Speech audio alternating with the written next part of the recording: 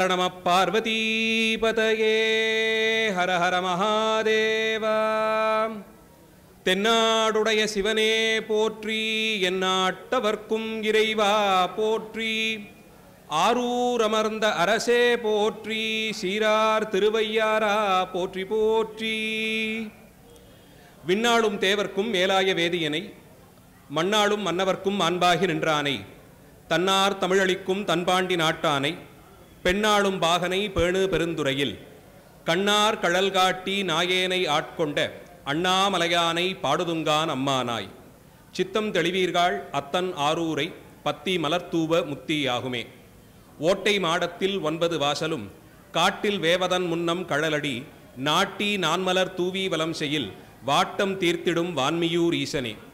நீரூரும் செஞ்சடையாய் நெற்றிக்கண்ணாய், நிலாத்திங்கள் துண்டத்தாய் நின்னை தேடி, ஓரூரும் ஒழியாமே ஒற்றித்து எங்கும் உலகமெல்லாம் திரிதந்து நின்னை காண்பான்.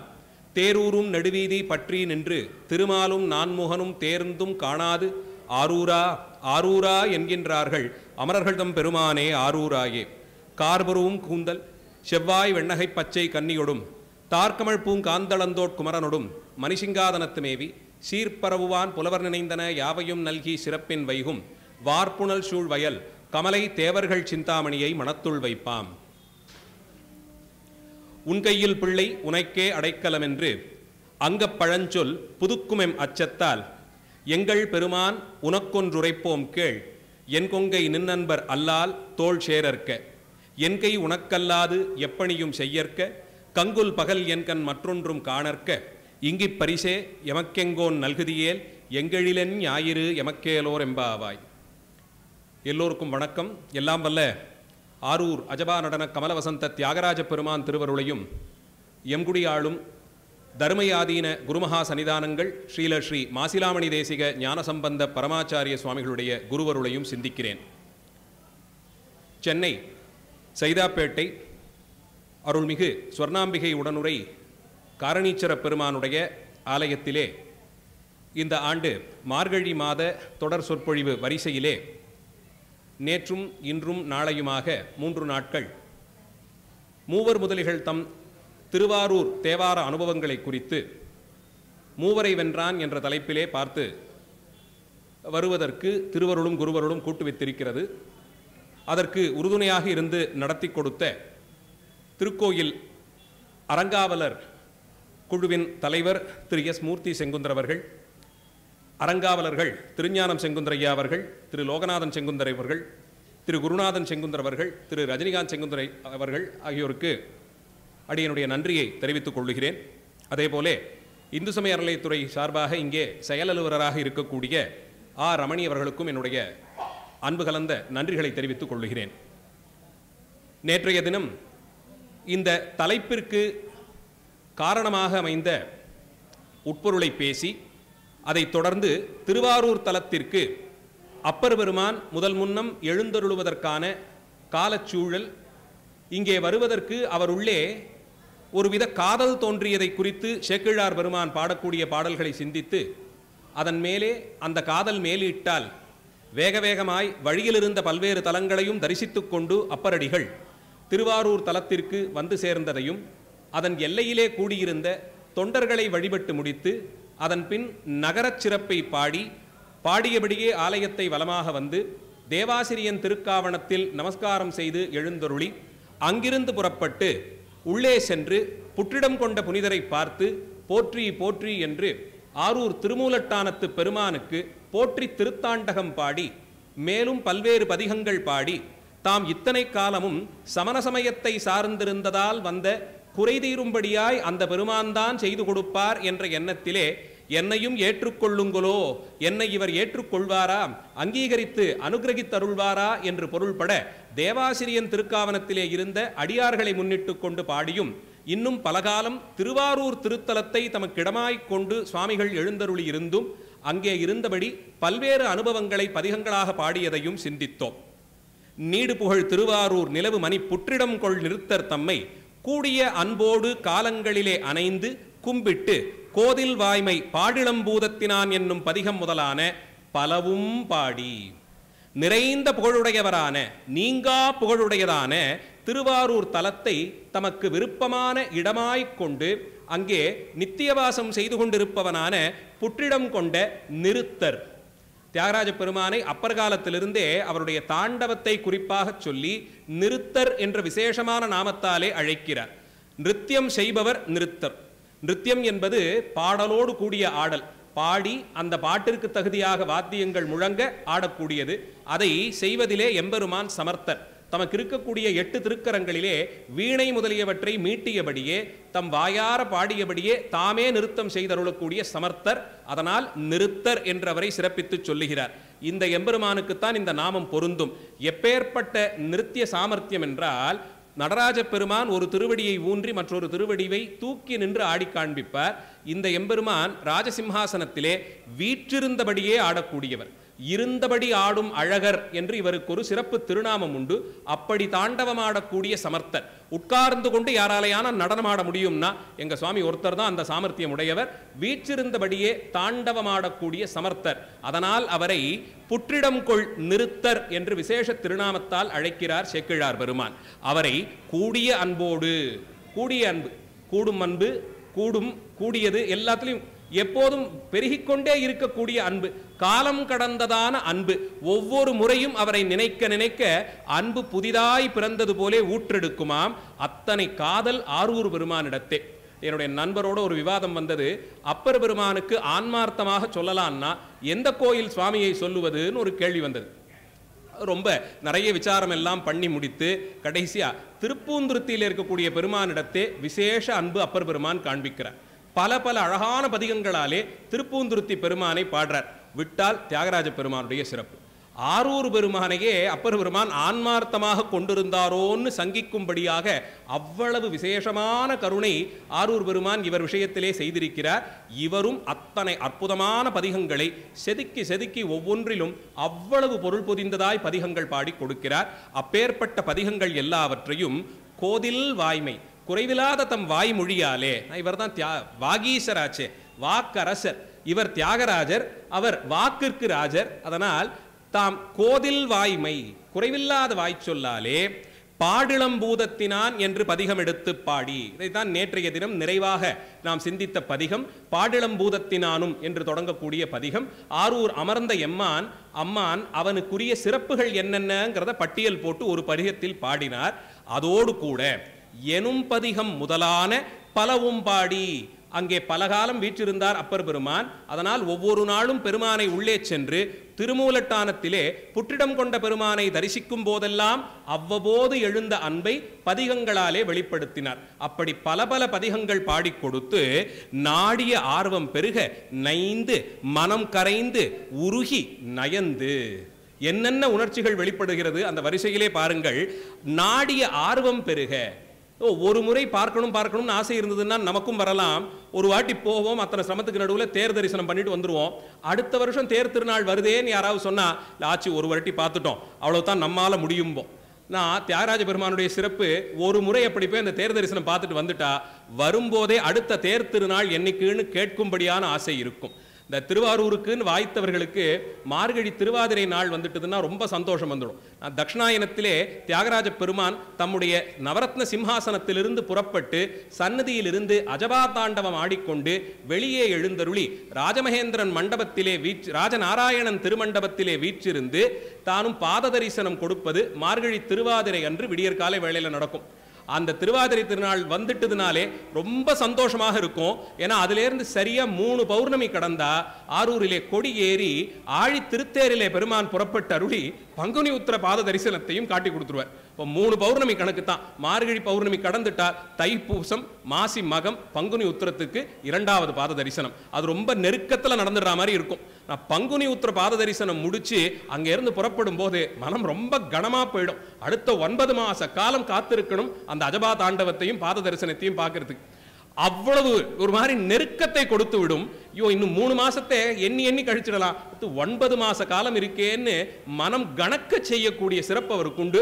அதனால் அப்பர் பெருமானுக்கும் தங்கியிருந்த போதெல்லாம் நாடிய ஆர்வம் அதிகரித்துக் கொண்டே இருந்ததாம். அந்த ஆசை ஒவ்வொரு முறை பாடும் போதும் புதிதாக புதிதாக இவர் காட்சி கொடுக்க அப்படியெல்லாம் அனுபவித்து பாடினாராம்.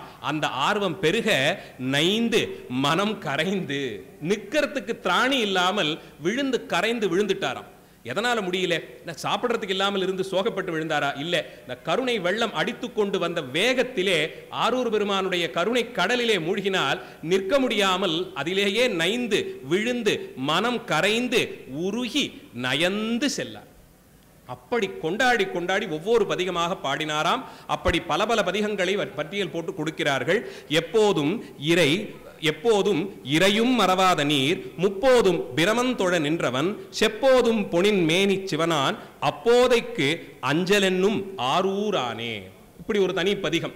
ஒரு பதிகம் முழுவதுமே ரொம்ப சிறப்பு. பயப்படாதேன்னு வார்த்தை காட்டி கொடுத்தானாம் ஆரூர் பெருமான். எப்போதும் இறையும் மறவாது, ஒரு நொடிப்பொழுது மறவாதே. இறை அப்படிங்கிறதுக்கு ஒரு க்ஷணப்பொழுதுன்னு ஒரு பொருள் உண்டு, இரவு பொழுதுன்னு ஒரு பொருள் உண்டு. ரெண்டுமே சொல்றது உண்டு. எப்போதும் இறையும் மறவாது, ஒரு நொடிப்பொழுதும் மறவாதே நீர் முப்போதும் பிரமந்தொழ நின்றவன். நமக்கு உபதேசம் பண்றார். தியாகராஜ பெருமானுடைய சிறப்புன்னா அவரை காதலனாக கொண்டது போலே ஒரு நொடிப்பொழுதும் அவரை மறவாது இருக்கக்கூடிய நிலையிலே அந்த இடத்திலே இவருடைய விசேஷத்துவம் தனித்திருப்பதற்கு காரணம் சிவ வடிவங்கள்ல கூட மற்றைய வடிவங்களை இவர்கள் சிந்திக்க மாட்டார்கள். அப்படிப்பட்ட ஒரு தனித்துவமான காதல் தியாகராஜ பெருமானிடத்தை மட்டும் கொண்டவர்களாக இருக்கக்கூடிய அடியார்கள் தான் ஆரூர் அடியார்கள். அதனால தான் அவர்களை மட்டுமே தனியாக வைத்தெல்லாம் பாடியிருக்காங்க. எத்தனையோ திருத்தலங்கள் இருக்கலாம். திருக்கைலாயத்தினுடைய பூதகணங்கள் எல்லாருக்கும் அடியேன்னு சுந்தரர் சொல்லல. தில்லையிலே பிறந்தவர்கள் எல்லோருக்கும் அடியேன்லாம் சொல்லல. திருவாரூர் பிறந்தார்கள் எல்லாருக்கும் அடியேன்னு சொன்ன. ஆரூருக்கு மட்டும்தான் இந்த தனித்த சிறப்பு. அங்கே பிறந்தவர்கள் அத்தனை பேரையும் நாயன்மார் பதவிக்கு உயர்த்துகிறார்கள். அத்தனை பேரும் சிவபூத கணங்களாக இருப்பார்களாம். அதனால தான் திருவாரூர் திருநாளுக்கு அங்கே போயிட்டு சுவாமியை தரிசனம் எல்லாம் பண்ணும்போது கூட்டத்தில் யார் மேலேயான பட்டுக்கொண்டோம்னா வீட்டுக்கு வந்து குளித்து முடித்து பூஜை பண்ணணும்னு அவசியம் இல்லை. திருவாரூர் எல்லைக்குள்ளே அத்தனை பேரும் சிவபூத கணங்கள். அவர்கள் மேலே பட்டதினாலே எந்த தோஷமும் ஒரு காலத்திலும் வாய்க்க முடியாது. இதை நேரடியா சுவாமிகள் நமினந்தி அடிகள் புராணத்திலேயே காட்டி கொடுத்துடுறார். ஆரூர் பெருமானுடைய திருநாளை தரிசனம் பண்ணிட்டு வீட்டிற்கு எழுந்தருளினார் நமினந்தி அடிகள். வெந்நீர் போடு குளிச்சுட்டு அனுஷ்டானம் பண்ணணும், சிவபூஜை பண்ணணும்னு சொன்னாராம். அயர்ந்து திண்ணையிலே படுத்தவருக்கு கனவிலே பெருமான் இவர் எந்த திருநாளை தரிசித்தாரோ அந்த திருநாளை மறுபடியும் காண்பித்து கொடுக்கிறார். நமினந்தி அடிகள் அதை அப்படியே பார்க்கிறார். சுவாமியை சுத்தி இருந்தவர்கள்லாம் அடியார்கள், மானிட பிறவிகள் நினைத்தோமே, அத்தனை பேரும் சிவபூத கணங்களாக காட்சி கொடுத்தார்கள். தில்லையிலே அங்கே பூஜிக்கக்கூடிய தில்லைவாழ் அந்தணர்கள் தான் சிவபூத கணங்கள். திருவாரூர் எல்லைக்குள்ளே நுழைந்தார்கள் அத்தனை பேரும் சிவபூத கணங்களின் கணக்கு. அவ்வளவு உயர்ந்த நிலை அது. அதனால் அவரை காதல் அப்படி அவரிடத்தே காதல்னா அவரிடத்தே மட்டும் இருக்கக்கூடிய அளவிலே ஒரு பதிவிரத்தை போல அவரை பிடித்து கொண்டிருப்பது. அந்த நிலையிலே இறையும் மறவாது, ஒரு நொடிப்பொழுதும் மறவாது நீர் முப்போதும் பிரமந்தொழ நின்றவன். எல்லா காலத்திலும் அந்தந்த காலத்திற்கான பிரம்மன் ஒரு பொருள். மற்றொன்று 3 பொழுதும் நான்முக பிரம்மன் தான் அனுஷ்டானம் பண்ணும்போது அர்க்கியத்தை தியாகராஜ பெருமானுக்குன்னு கொடுக்கிறார். பிரம்மா உயர்ந்த பிராமணன் என்பதாலே எல்லோருக்கும் என்ன அனுஷ்டானங்கள் சொல்லப்பட்டிருக்கோ அந்த அனுஷ்டானம் நான்முக பிரம்மனுக்கும் உண்டு. 3 காலத்திலும் சூரியனை அனுஷ்டித்து அவரை உபாசித்து அர்க்கியம் பண்ண வேண்டிய கடமை பிரம்மனுக்கும் உண்டு. சைவ அடியார்கள் சந்தியாவந்தனம் என்ற ஒரு அனுஷ்டானத்தை நாம் கொண்டிருக்கிறோம். அந்த அனுஷ்டானம் குலங்கள் கடந்து அத்தனை பேருக்கும் உண்டு. எக்குலத்தவராயினும் சைவ அடியார்களுக்கு சந்தியாவந்தனம் 3 காலமும் செய்வதற்கு விதிகளை சைவாகமங்கள் கொடுத்திருக்கின்றன. ஆனால் அப்படி கொடுக்கப்படும் அர்க்கியம் கண்ணுக்கு தெரியக்கூடிய தேய்ந்தும் வளர்ந்தும் இருக்கக்கூடிய சூரியனுக்கு இல்லை. அவனுக்கு உள்ளுக்குள்ளே இருந்து ஆதார பொருளாக அந்த சூரியனை இயக்கிக் கொண்டிருக்கிறானே அந்த சிவசூரியனான பெருமானுக்கு அர்க்கியம் கொடுப்போம். அதைத்தான் பிரம்மன் செய்கிறானாம். முப்போதும் பிரமந்தொழ நின்றவன். காலை மதியம் மாலைன்னு 3 காலமும் பிரம்மன் தன்னுடைய குண்டிகை நீரை அர்க்கியமாக கொடுத்து அந்த சூரியனுக்குள்ளே ஆதார பொருளாக இருக்கும் தியாகராஜ பெருமானை உபாசிக்கிறானாம். பிரம்மன் சந்தியாவந்தனம் செய்வாருங்கிறதுக்கு தெளிவான ஒரு மேற்கோள் இந்த பதிகம். அவரும் தொழுகிறார் என்ற அளவிலே நின்றவன் செப்போதும் பொனின் மேனி சிவன் அவன் அப்போதைக்கு அஞ்சல் என்னும் ஆரூரனே. நொடிப்பொழுது பயம் கொண்டு ஆரூரான்னு சொன்ன அஞ்சேல் பாராம். உடனே எங்கிருந்தோ அந்த கை வரும், எங்கிருந்தோ அந்த சொல் கேட்கும். அந்த நொடிப்பொழுது பயத்தை தீர்த்து கொடுத்து அடியார்களை தலைமேல் வைத்து காக்கக்கூடிய பரம்பொருள் வடிவம் ஆரூர் பெருமான். அவரை கொண்டாடுகிறார். இப்படி நிறைய தனித்தனி பதிகங்களை ஒவ்வொரு நாளும் வாய்த்த அனுபவங்களை கொண்டு கொக்கரை, குழல், வீணை, கொடுகொட்டி பக்கமே பகுவாயன பூதங்கள் ஒக்க ஆடல் உகந்து உடன் கூத்தராய் அக்கினோடு ஆரவார்ப்பரார் ஆரூரரே.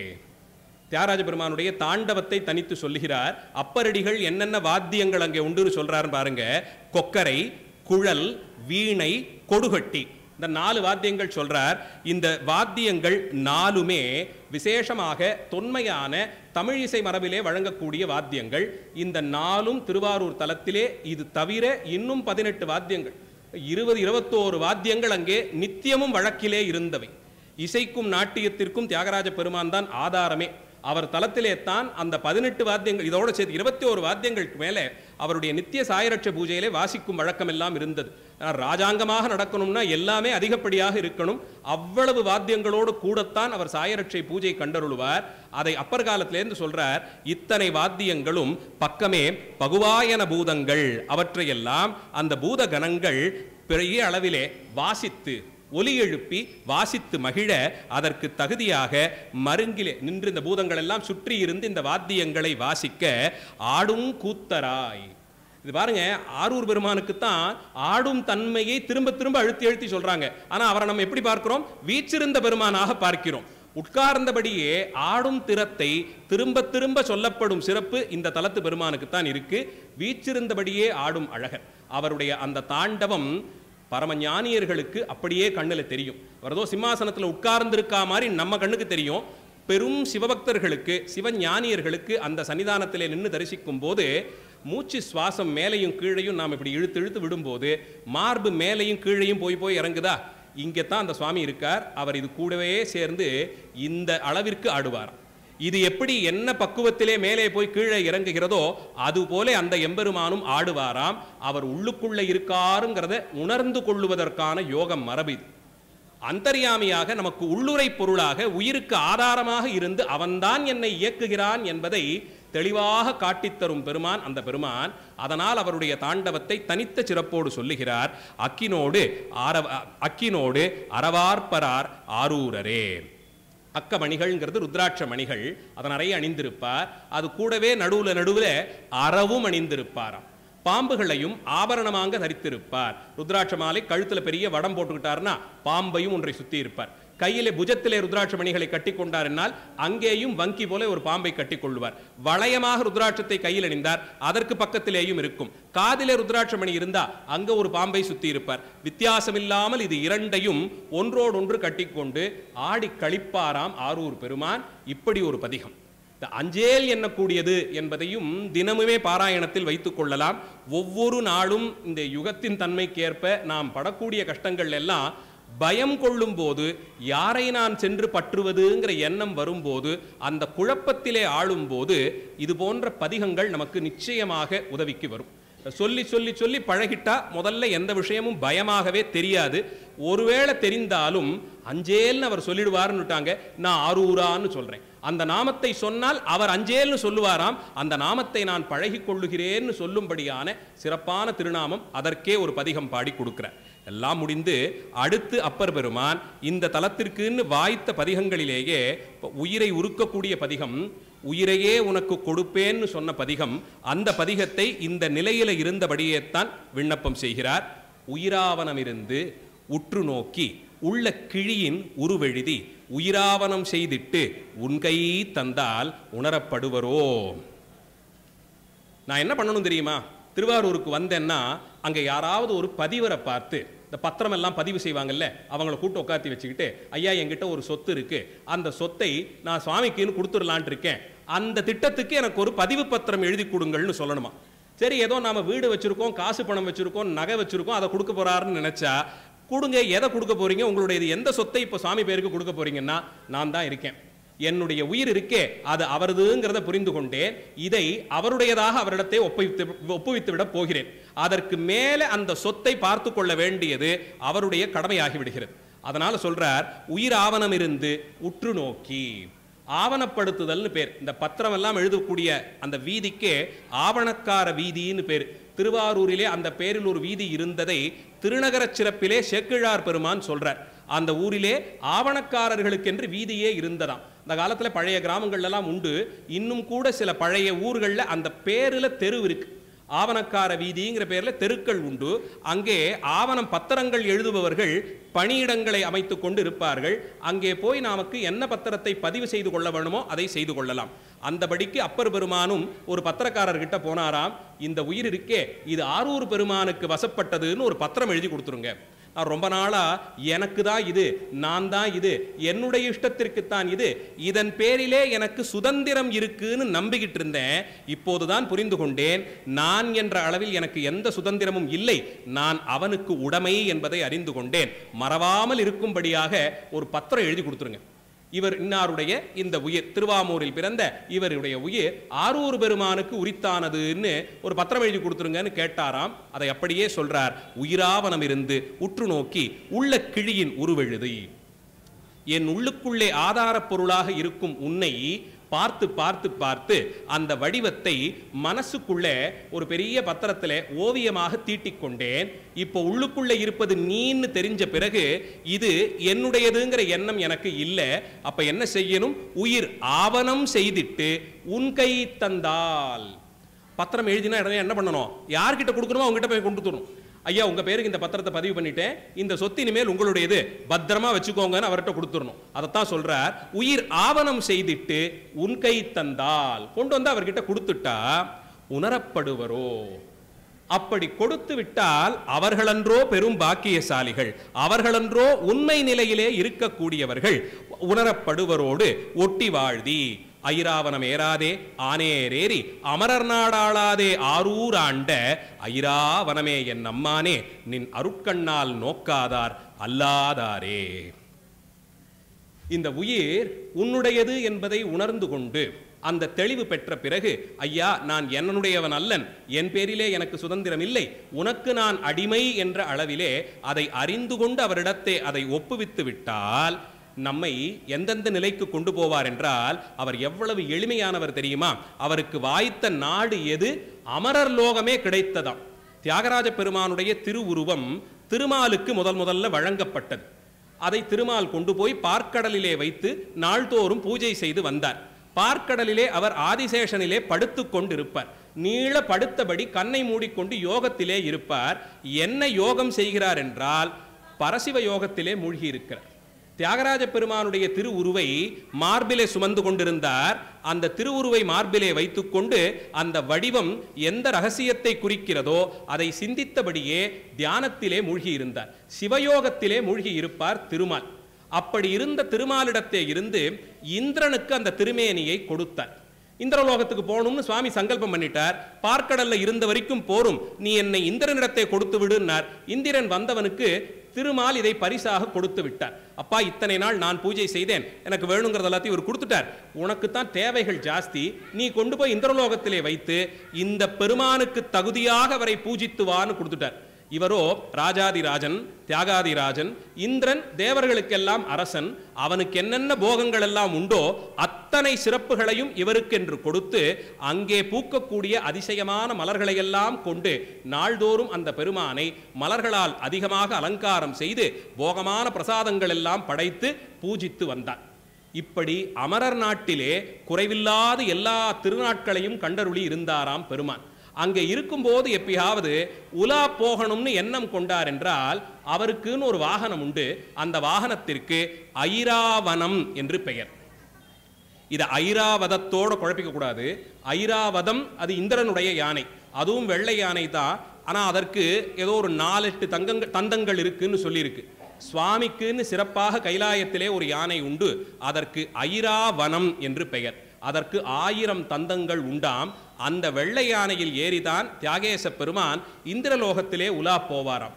எவ்வளவு போகமாக இருக்கலாம். நம்மை போலே கூட்டல் குறைத்தலுக்கெல்லாம் இல்லாமல் குறைவில்லாமல் இந்திரன் பூஜை செய்து கொண்டு வந்திருப்பான். ஆனா இவருக்கு அது கூட பத்தல. நீ எல்லாம் சௌக்கியமா இருக்க, பூலோகத்திலே என்னுடைய அடியார்கள் எல்லாம் இருக்கிறார்கள், செய்வதறியாது திகைத்திருக்கிறார்கள், அவர்களுக்கு நான் அருள் தர வேண்டும், அதனாலே நான் கீழே போய் எல்லா சைவ தலங்களிலும் தலைமை பெற்றதாக இருக்கக்கூடிய திருவாரூர் தலத்திலே எங்கே நாமே திருமாலுக்கு புற்று வடிவிலே தோன்றி காட்சி கொடுத்தோமோ அந்த கோயிலிலே குடிகொள்ள விருப்பம் கொண்டிருக்கிறோம். அதற்கு தகுதியாக சில திருவிளையாடல்கள் நடக்கும். அதன்படி நம்மை கொண்டு போய் கீழே திருவாரூர் தலத்திலே இருத்தி விடுன்னு பெருமான் திருவுள்ளம் பத்தினார். அதைத்தான் சொல்றார், ஐராவனமேராதே ஆனேரேரி அமரர் நாடு ஆளாதே ஆரூர் ஆண்ட. அதனால தான் இவரை ராஜாதிராஜன்கிறோம். இவர் வீற்றிருக்கணும்னா சிம்மாசனத்தில் மட்டும்தான் உட்காருவார். இவர் உலா போகணும்னா தேர்ல மட்டும்தான் ஏறுவார். இவர் முன்பாக எப்போதும் 2 கத்தி, 2 பெரிய வாள் இருக்கும். மகாராஜானா வாள் அவர்களுக்கு இருக்க வேண்டியது. சாதாரண ராஜாவா இருந்தால் அவர் ஏதோ போருக்கு போவார், தற்காப்புக்காக கூர்மையான வாள் இருக்கும். இவர் வைத்திருக்கக்கூடிய வாள் 2ம் அறியாமையாகிற எதிரிகளை அழிக்கும். ஞான கட்கம்னு அதற்கு பேர். கட்கம்னா வாள். இந்த வாள் அறிவை தரக்கூடியது, ஞானத்தை வாளாக கொடுக்கக்கூடிய பெருமான். அது அவர் முன்பாக எழுந்தருள பண்ணப்பட்டிருக்கும். பெரிய சிம்ஹாசனத்திலே குடை அமைத்து 4 வேதங்களும் 4 தூண்களாக இருக்க அத்தனை கலைகளையும் நைந்து அதன் மூலமாக ஒரு விதானம் பரப்பி அதன் அடியிலே ரத்னங்கள் பதிக்கப்பட்ட ஸ்வர்ணமயமான சிம்ஹாசனத்திலே அந்த சிம்மாசனத்தையும் 8 சிங்கங்களும் 8 யானைகளும் 8 சர்ப்பங்களும் சுமந்து நிற்க பெரிய கூர்ம பீடம் போட்டு அதன் மேலே உட்கார்ந்திருப்பார். அது எத்தனை படிச்சட்டங்கள் இருக்குங்கிறதுக்கெல்லாம் தத்துவார்த்தமான கணக்குகள் உண்டு. ஒவ்வொன்றும் ஒரு தத்துவ நிலையை குறிக்கக்கூடியது. அதையெல்லாம் கடந்த நிலையிலே சுத்த சத்துவ நிலையிலே இருப்பவனாக எம்பெருமான் வீற்றிருப்பார். அது ஒவ்வொன்றுத்துக்கும் தாத்பரியம் இருக்கு. இவருக்குன்னு ஒரு சகசிரநாமம் உண்டு. 1000 பேருடையானும்னு சொல்லி அப்பர் பெருமான் அதனால தான் சொல்றார். தனியா இவருக்கு ஒரு சகசிரநாமம் இருக்கு. இப்ப ரகசியமாக அதை வைத்திருக்கிறார்கள். பெரும்பாலும் அது இன்னும் அச்சில வரல. அதிலே இவருடைய சிம்மாசனம், இவர் அந்த சிம்மாசனத்தை சுத்தி இருக்கக்கூடிய மற்றைய விஷயங்கள் எல்லாத்துக்குமான தாத்பரியம் ரொம்ப அழகா சொல்லப்பட்டிருக்கு. எல்லாம் எவ்வளவு பெரிய ஆச்சாரியர்கள் ரசித்து ரசித்து புரிந்து கொண்டு அந்த பூஜையின் மூலமாக நமக்கு விசேஷமான அருள் எல்லாம் கிடைக்க வேண்டும்னு பார்த்து பார்த்து பண்ணிய தத்துவங்கள். அதனால தான் தியாகராஜ பெருமானை மட்டும் பெரிய ராஜா மாதிரி நடத்துறது. அங்கே சாயரட்சை பூஜை காலத்தில் பார்த்தோம்னா பூஜை செய்யக்கூடிய சிவாச்சாரியர் சுவாமிக்கு நேர எதிர நின்று கொண்டு பூஜிப்பார். விதிப்படி நாம் இப்போ கோயில்கள் எல்லாம் பார்த்தோம்னா சுவாமிக்கு கர்ப்பகிரகத்தில் பூஜை செய்தாலும் சரி, இல்லை உற்சவர் சன்னதியில் நின்று பூஜை பண்ணாலும் சுவாமிக்கு வலது பக்கத்திலே நின்று கொண்டு தான் ஆச்சாரியர்கள் பூஜை செய்வார்கள். நைவேத்தியம் செய்வது, தீபாராதனை செய்வது எல்லாம் வலது பக்கத்தில் நின்று இருக்கும். திருவாரூரில் மட்டும் நேராக சுவாமியினுடைய திருமுகத்தை பார்த்தார் போல நிற்பாங்க. நாம பின்னாடியிலேருந்து தரிசனம் பண்ணும்போது கொஞ்சம் இப்படி அப்படியும் அசைத்து அசைத்து பார்த்தால்தான் சுவாமி திருவுருவம் தெரியும். ராஜாங்க சேவையிலே இருப்பவர்கள் ராஜாவின் முன்பாக இருந்து இந்த உபச்சாரங்களை செய்யணும்னு விதி. அதன்படி செய்வார்கள். இது நடக்கும்போது 2 பக்கமும் 2 பேர் பெரிய சாமரத்தை வீசிக்கொண்டே இருக்கணும். மகாராஜா இந்த உத்தரவெல்லாம் பெருங்காலத்திலே இத்தனை உபச்சாரங்கள் அவருக்கு உண்டு.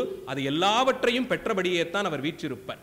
அந்த அளவிற்கு ராஜாங்கமாக இருக்கும். நான் இந்திரலோகத்தில் இந்த வைபவங்கள் எல்லாம் நடந்ததாம். அதை தொடர்ந்து திருவாரூரிலே இன்றும் செய்து வருகிறார்கள்.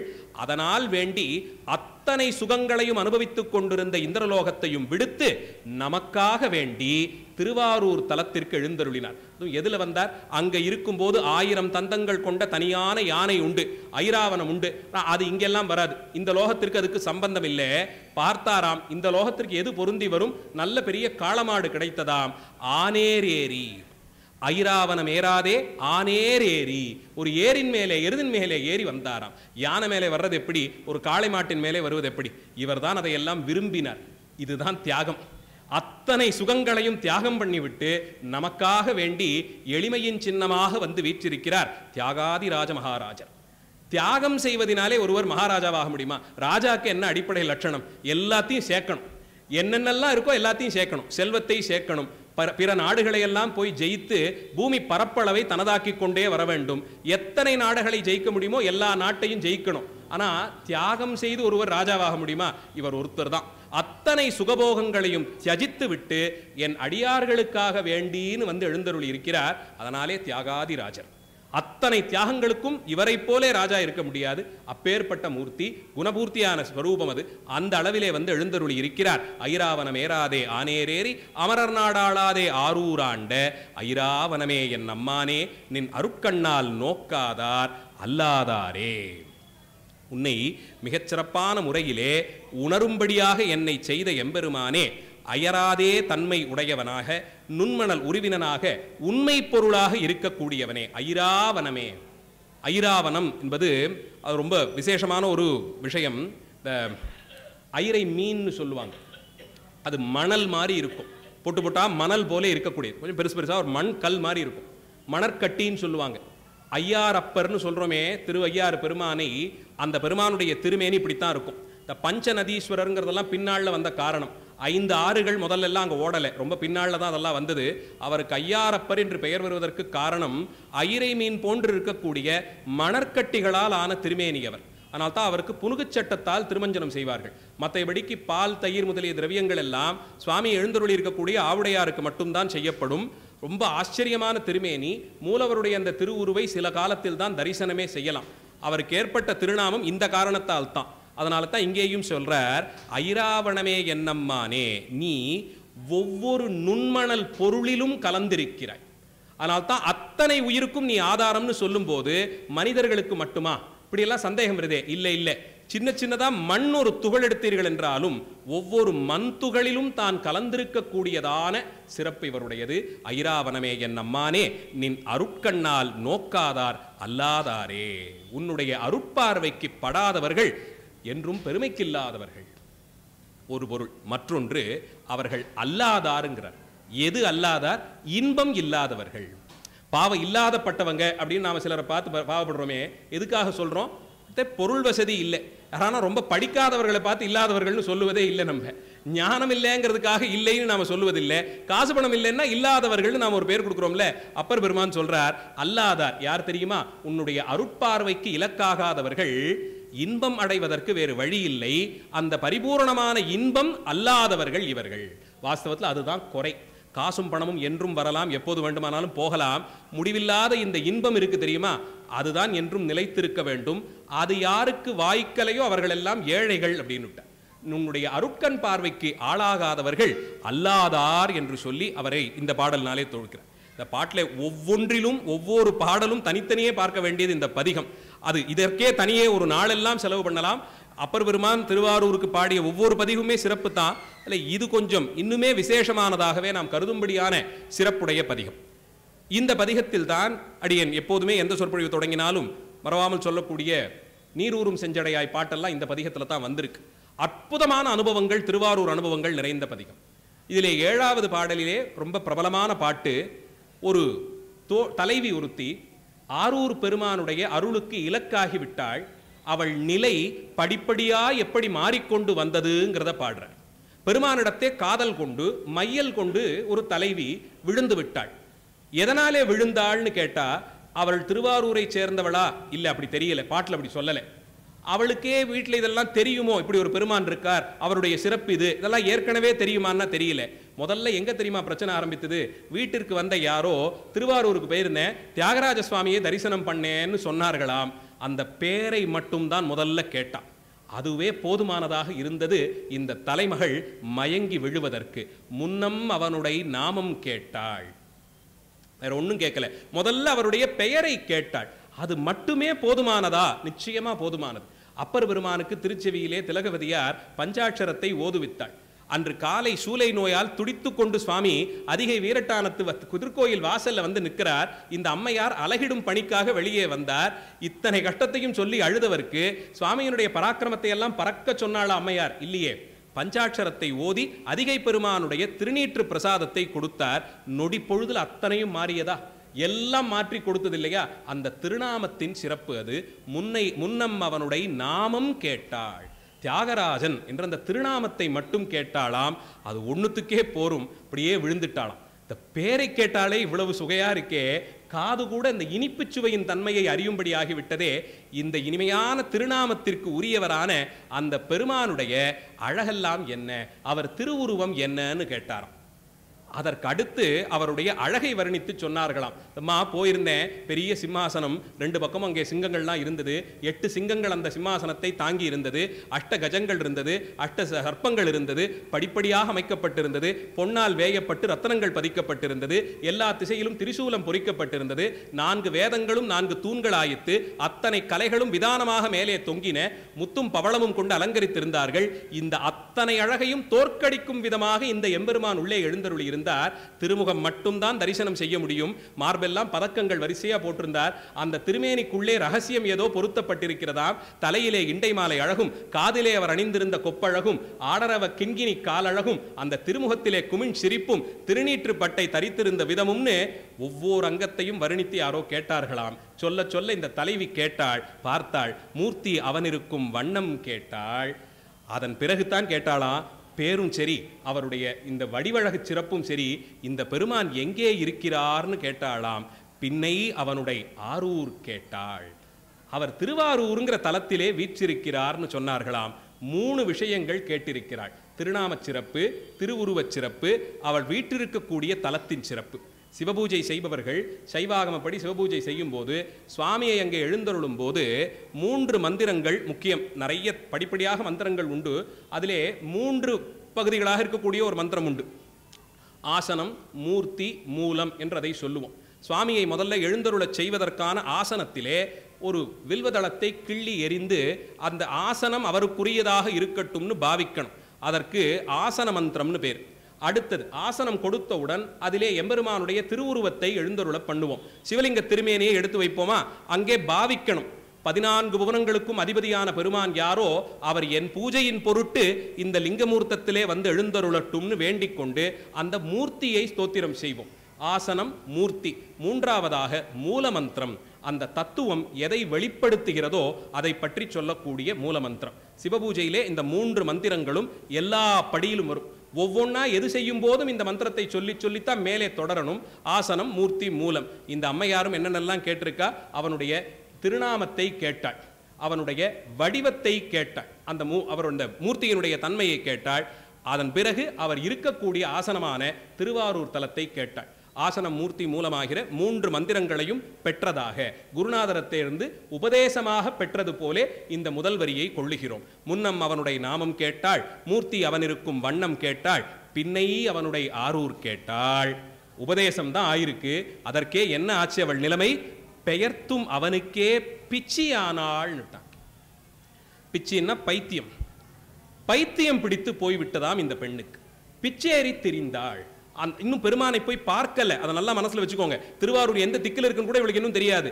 ஆரூர்னு ஒரு ஊரு, அங்கே தியாகராஜன் ஒரு பெருமான், அவருடைய திருவுருவம் இத்தகையது. இவ்வளவு தான் கேட்டிருக்காள். இதை மனக்கண்ணால் பார்த்த மாத்திரத்திலேயே இவளுக்கு பிச்சியாய் போனாளாம். பெம்மான் அவனுக்கே பிச்சியானாள். அந்த ஏகாரம் அங்க ரொம்ப முக்கியம். பெம்மான் அவனுக்கு பிச்சியானாள்னு சொன்னா அவனுக்கும் பிச்சியாகி இன்னொருத்தருக்கும் ஆவாளோன்னு சங்கை வரும். அந்த சந்தேகத்திற்கு இடமில்லாமல் அவனுக்கேன்னு ஒரு ஏகாரத்தை வைக்கிறார். பெம்மான் அவனுக்கே பிச்சியானாள். அடுத்த படிநிலை என்னாச்சு? 8 வரி பாட்டு. முதல் 4 வரியிலே அவள் பைத்தியம் பிடித்து விட்டாள்னு சொல்லிட்டார். மேல அடுத்து என்னாச்சு? இது இப்ப இருக்கிற நிலைமை. பழைய கணக்கெல்லாம் இருக்கே, அதையெல்லாம் எப்படி தீர்த்தாள்னா முதல் படி என்னாச்சு தெரியுமா? அன்னையையும் அத்தனையும் அன்றே நீத்தாள். உறவுகளின் தொடக்கமாக கருதப்படும் தாய் தந்தையரை முதலில் துறந்தாள். அடிப்படை உறவு அதுதான். பிறவி பெறுவதற்கு இந்த 2 பேரினுடைய பங்களிப்பும் இருக்கு. அதனால அவர்களோடு நமக்கு ஏற்பட்டிருக்கக்கூடிய கடமைகள் ரொம்ப அதிகம். யாருக்கிட்ட எந்த தோஷம் சம்பாதித்தாலும் பெற்றவர்களிடத்தே துளியேனும் தோஷம் சம்பாதிக்க கூடாது. அந்த உறவை முதல்ல துறந்தாளாம். அன்னையும் அத்தனையும் அன்றே நீத்தாள். மேலே அகன்றார் அகலிடத்தார் ஆச்சாரத்தை. சரி, தாய் தந்தையர் ஏதோ பெத்த கடன் இந்த நிலையில் இருக்கா, ஏதோ காப்பாத்திடலாம் நினைத்தாலும் சுத்தி இருக்கவங்க எல்லாம் என்ன பேசுவாங்கன்னு ஒரு எண்ணம் வருமா? நம்ம வீட்டு பிரச்சனையே நம்மோட இருந்துட்டா பிரச்சனையே கிடையாதுமா. இங்க நம்ம நிலைமை நமக்கு வரைக்கும் இருந்தா பிரச்சனை இல்லை. நீ பண்ற வேலை எல்லாருக்கும் தெரிய வந்துடும் கூடிய சீக்கிரம். அவர்களெல்லாம் என்ன நினைப்பார்களோன்னு நினைத்தீர்கள் என்றால் அதற்கு அவசியமே இல்லை. அகன்றாள் அகலிடத்தார் ஆச்சாரத்தை. சுத்துப்பட்டிலே இருந்தவர்களும் உறவினர்கள் நண்பர்கள் எல்லாரையும் இழந்து விட்டாள். ஒருத்தரோடையும் இனி தொடர்பே இல்லை. எல்லா உறவுகளையும் அந்த நொடிப்பொழுதிலே கட்டரித்து விட்டாள். மேலே இப்ப என்ன மிஞ்சி இருக்கு? தாய் தந்தையர் இல்லைன்னு சொன்னா அத்தனை உறவும் போய்விட்டது. அகலிடத்தார் எல்லோரும் அகன்றிட்டார்கள்னா சுற்றிலே இருந்தவர்கள் நட்பில் இருந்தவர்கள் எல்லாம் போயாச்சு. சுற்றும் நட்பம் எல்லாம் போயாச்சு. இப்ப எஞ்சி இருக்கிறது யாரு? நான்கிற நிலைமை. அவள் ஒருத்தி தனித்து இருக்கிறாள். அவள் யாரை சார்ந்திருந்தாலும் அவர் யாரும் இல்லை. இவள் ஒருத்தி மட்டும் தனித்து இருக்கிறாள். அப்போது என்ன ஆயிற்று? கடைசியா அதுவும் கெட்டது. தன்னை மறந்தாள், தன் நாமம் கெட்டாள். தான்கிற தன்மையும் போச்சு. தன்னுடையது என்னுடையது நான் இது ரெண்டும் போச்சு. அகங்காரம் போச்சு, மமகாரம் போச்சு. அகம்னா நான், மமன்னா என்னுடையன்னு அர்த்தம். அதான் அகங்காரம் மமகாரம்னு சொல்லப்படுற ரெண்டு தோஷங்கள். இது ரெண்டையும் இழந்தாளாம், தன்னை மறந்தாள், தன் நாமம் கெட்டாள். கெட்டாள்னா தொலைந்து போவது, இல்லாமலேயே போயிடுச்சு. பெயர் கூட ஒரு சொத்து தானே, நான்கிறத அந்த பெயரின் மூலமாகத்தானே அறிந்து கொள்கிறோம். பெயரே இல்லாம போயிடுச்சுன்னா தன் நாமத்தையும் தொலைத்தாள், தனக்குன்னு இருந்த தனித்துவமான பெயரை கூட இழந்தாள். அப்ப எது இவளுக்கு ஆதாரமானது? தானான இருக்கணும், தாய் தந்தையர் இருக்கலாம், சுற்றத்தார் நட்பு எல்லாத்தையும் துறந்துட்டா இவளுக்கு எது ஆதாரமானது? தலைப்பட்டாள் நங்கை தலைவன் தாளேன்னர். ஒவ்வொரு உயிரும் தியாகராஜ பெருமானிடத்தே பெற வேண்டிய அனுபவத்திற்கு இந்த பாட்டு தான் சான்று. இதை அளவுகோல் போல வைத்துக்கொண்டு பார்க்கலாம். இப்படி விழ வேண்டியது அந்த எம்பெருமானிடத்தே. தன்னை மறந்தாள், தன் நாமம் கெட்டாள், தலைப்பட்டாள் நங்கை தலைவன் தாளேன்னு அதையும் இந்த பதிகத்தில் தான் வைக்கிறார். இப்படி நிறைய பாடல்கள் சிறப்பாக இருக்கக்கூடிய பதிகம். இந்த பதிகத்தை எல்லாம் பாடி முடித்த பிறகு சுவாமி அடுத்தடுத்து பல்வேறு தலங்களுக்கும் போறார். அந்த திருவாரூர் தலத்திலே இருந்தபடியே இன்னும் சில தலங்களை எல்லாம் தரிசித்து மீண்டார். அதையெல்லாம் பார்த்திருக்கிறோம். அடுத்தது இந்த பதிகத்தை பாடினதுக்கு அப்புறம் உரையாசிரியர்களே சொல்றாங்க, உயிராவனம் இருந்து உற்று நோக்கி பதிகம் ஒரு திருப்பு முனை மாதிரி அப்பர் பெருமானுக்கு ஆரூர் அனுபவத்திலே. இதை பாடி முடிச்சதுக்கு அப்புறம் ஒரு 5-6 பதிகங்கள் ஒரே மாதிரி துவனியில பாடிட்டு போறார், ஒரே போல பாடிட்டு போறார். அத்தனையிலும் என்ன தெரியுமா கேள்வியை அடிக்கேள்வியாக வைக்கிறாருங்க, இந்த பெருமான் தான் பரம்பொருள் அப்படின்னு வரையறை செய்து கொடுத்துடுறார். வேதங்கள் தொடங்கி இதிகாசங்கள் தொடங்கி உபனிஷதுகள் என்ன சொல்லுது, புராணங்கள் என்ன சொல்லுது, இதுவரையில் நாம் எதையெல்லாம் சிவகதைகளாக கேட்டிருக்கிறோமோ அத்தனை பராக்கிரம செயல்களையும், காலசம்ஹாரம் செய்தது, மன்மதனை எரித்தது, திரிபுர சம்ஹாரம் செய்தது, ஜலந்திரனை அழித்தது, இப்படி ஒவ்வொன்றாக பெருமானுடைய தனித்துவமான பராக்கிரம செயல்கள் எதுவோ அது எல்லாவற்றையும் பட்டியல் போட்டு இதையெல்லாம் செய்தவன் தியாகராஜ பெருமான் இடுவர். பெருமானுக்கென்று இருக்கக்கூடிய தனித்துவமான குணங்கள், கைலாயத்தை தன் இருப்பிடமாக கொண்டிருப்பதும், இடபக் கொடியை தன்னுடையதாக கொண்டிருப்பதும், நெற்றியிலே 3ஆவதாக ஒரு கண் கொண்டிருப்பதும், சிவந்த மேனியிலே பால் வெந்நீர் அணிந்திருப்பதும், கண்டம் கருத்திருப்பதும், ஆனை உரிபோர்த்து இருப்பதும், புலியின் அதழ் போர்த்து இருப்பதும், ஜடாபாரம் தரித்திருப்பதும், அதிலே சந்திரனை தாங்குவதும், அதிலே கங்கையை தரித்திருப்பதும், அதிலே ஒரு பாம்பை தாங்கி இன்னும் கொக்கிரகு முதல் அத்தனை அலங்காரங்களையும் சாத்திக் கொண்டுன்னு ஒவ்வொரு படியாக நீங்கள் எதையெல்லாம் இலக்கணமாக சிவபெருமானுக்கு வகுத்து சொல்லுகிறீர்களோ அது எல்லாவற்றையும் தியாகராஜ பெருமான் பேரிலே ஏற்றி கொடுத்து விடுகிறார். அடியார்களே, தியாகராஜ பெருமானை விற்க வேண்டிய அவசியம் எனக்கு இல்லை. நான் அனுபவம் அவர் கொண்டிருப்பது இப்படித்தான் இருக்கு. இத்தனை சிறப்போடு இது எல்லாம் வாய்த்த பெருமான் இவர்தான் வேற எந்த தலத்து சுவாமிக்கும் அப்பர் பெருமான் பாடல. பாதித்தன் திருவுருவிற் பெண் கொண்டானை, பண்டொருகால் தசமுகனை அழுவித்தானை, வாதித்து தடமலரால் சிரம் கொண்டானை, வன்கருப்ப சிலை காமன் உடல் அட்டானை, சோதி சந்திரன் மேனி மறுச்செய்தானை, சுடரங்கி தேவனையோர் கைகொண்டானை, ஆதித்தன் பற்கொண்ட அம்மான் தன்னை ஆரூரிற் கண்டடியேன் அயர்ந்தவாறே. இந்த 2-3 பதிகங்களை இப்படி படிச்சுட்டு வந்தோம்னா ஒவ்வொரு வரியிலேயும் ஒரு முழு நீள புராண கதையை வச்சிருப்பார். முழுக்க ஒரு புராணத்தை வச்சுடுவார்.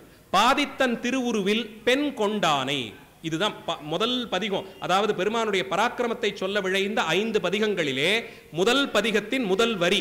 அங்கேயே சாமிக்கு என்ன இலக்கணம் சொல்றார்? பாதித்தன் திருவுருவில் பெண் கொண்டானை. பெருமான் அர்த்தநாரீஸ்வரராக இருக்கக்கூடிய சிறப்பை சொல்றார். திருமேனியிலே ஒரு பாதி பெண் வடிவாக இருக்கக்கூடியவன் சொல்றார். அர்த்தநாரீஸ்வர வடிவம் தான் பரம்பொருளான சிவ வடிவம் முதலில் காட்சி கொடுத்தது. முதல்ல சுவாமி எப்படித்தான் காட்சி கொடுத்தார். முதல்ல என்னவா நின்றார்? ஒரே ஒரு பொருளாக நின்றார். அதற்கு வடிவம் என்னதுன்னு சொல்ல முடியாதபடிக்கு எல்லா திசையிலும் ஒளிபரப்பிக் கொண்டு ஒரே பொருளாக தெரிந்தார். அந்த ஒன்றே கொஞ்ச நேரம் கழிச்சு உற்று பார்த்த போது அதிலிருந்து ஒரு பாதி தனியே பெண்ணுருவம் தாங்கி புறப்பட்டதாம். ஆண் பாதி பெண் பாதியுமாக எம்பெருமான் தானே சிவமாகவும் அருளாகவும் காட்சி கொடுத்தார். அம்பிகைக்கு வேற எதுவும் சிறப்பு தன்மை என்னன்னா, அம்பிகையினுடைய தன்மை என்னன்னு நாம் பார்த்தோம்னா, சிவபெருமானுடைய அருள் வடிவம் அம்பிகை. சிவன் அருள் என்ற அந்த தலைப்பிற்கு ஒரு வடிவம் கொடுத்தால் அம்பிகை போலே இருக்கும். அதையே சுவாமி கிட்டே காமிச்சிடக்கூடாதான்னா, அருள் என்பது அன்பின் வெளிப்பாடாக வருவது. அதனால் பெருமான் தானே அன்பிற்கு பிறப்பிடமாக எளிமையாக அறிந்து கொள்ளும் விதமாக தாய்மையின் சின்னத்தை முன்னிட்டு பெண் வடிவிலே ஆக்கி வைத்தான். இதேதோ இவன் ஆண் அவள் பெண் என்றும் இவர்கள் இருவருக்குமாக இருக்கக்கூடியது தாம்பத்தியம் போலே என்றெல்லாம் கொள்ளுவதற்கில்லை. பெருமானுடைய சரிபாதியாக இருக்கக்கூடியவள் அந்த அளவிலே அவனுடைய அருள் வடிவம் என்ற அளவில் பார்க்கிறோம். அதனால தான் நாம சிவனடியார்கள் எப்போவுமே சுவாமியை தரிசனம் பண்ணிட்டு அதன் பிறகு அம்பாள் சன்னதிக்கு போறது.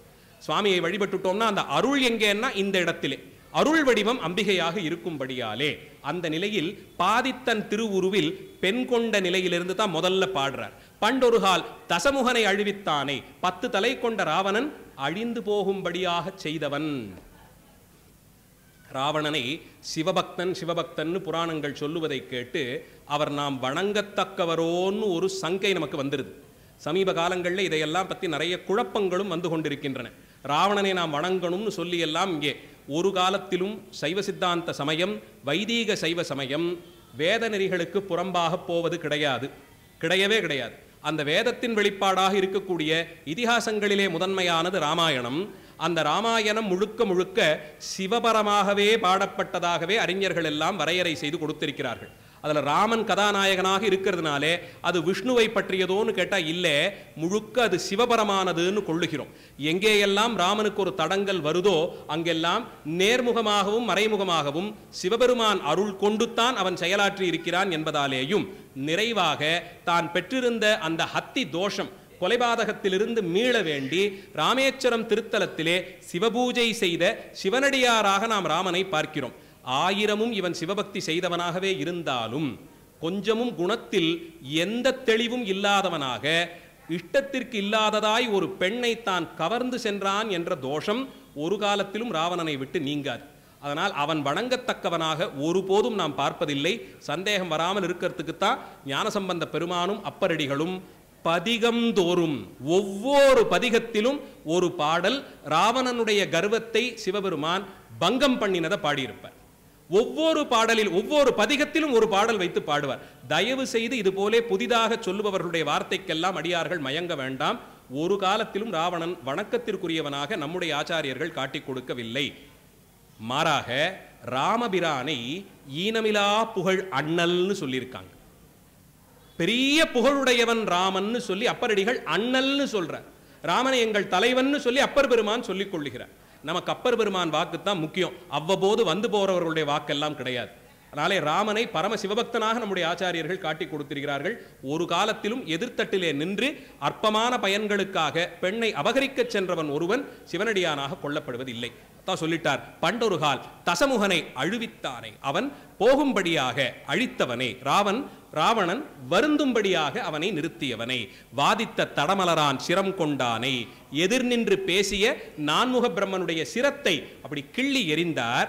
வன்கருப்ப சிலை காமன் உடல் அட்டானை, மன்மதனை ஒரு நொடி பொழுதிலே எரித்து ஆசையை வென்றவராக தான் விளங்கினார். காமதகனம் செய்தார். சோதி சந்திரன் மேனி மருகச் செய்தானை, ஒளி பொருந்திய சந்திரன் உடம்பிலே திட்டு திட்டாக கரையிருக்கும்படியாக அவனையும் சிட்சித்து பணிகொண்டவனை,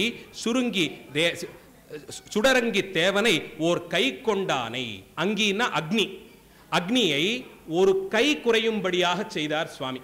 அக்னிக்கு மொத்தம் 3 கால்கள் 7 கைகள், 7ல் முதல்ல 8 இருந்தது. ஒரு கையை சுவாமி தீர்த்துட்டார். கைன்னு சொல்லப்படுவது அந்த ஜுவாலை, அக்னியிலேருந்து புறப்பட்டு வருதே அந்த ஜுவாலை, அதிலே ஒன்றை பெருமான் குறைத்து விட்டார். சுடர் அங்கி தேவனை ஓர் கை கொண்டானை, அதை நீக்கும்படியாக செய்தவனை, ஆதித்தன் பற்கொண்ட அம்மான் தன்னை, சூரியனுடைய பல்லெல்லாம் தேய்ந்து போகும்படியாக செய்த பெருமானை ஆரூரில் கண்டடியேன் அயர்த்தவாறே. ஒவ்வொன்றும் தனித்தனியே கதை சொல்ல வேண்டியது.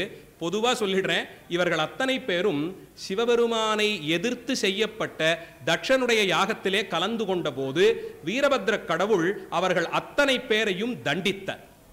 இதெல்லாம் சொல்லும் போது சிவபெருமானை எதிர்த்து யாரோ ஒரு யாகம் பண்ணிட்டா உடனே அவர்களை நீங்கள் தண்டித்து விடுவீர்களான்னு குதர்க்கமா ஒரு கேள்வி வருது. வேற ஒண்ணுமில்லை, அங்கேயும் கருணை தான் வெளிப்படுகிறது. அவன் தான் தெரியாமல் ஆணவத்தினாலே ஒரு யாகம் செய்யறான். அதுல போய் நீங்களும் முழுக்க கலந்து கொண்டு அந்த யாகம் பூர்த்தி அடைந்தால் இன்னும் பல பல பல கோடி கோடி யுகங்களுக்கு பாவக்குழியிலே விழுந்து அழுவார்கள்.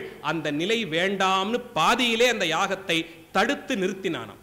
கொஞ்ச காலம் அந்த யாகத்துல கலந்து கொண்டதற்கே தேவர்களுக்கெல்லாம் என்ன தண்டனை கிடைத்தது? சூரபத்மன் கையிலே 1 அல்ல 2 அல்ல 100 கோடி ஆண்டுகள் துன்பப்பட்டார்களாம்.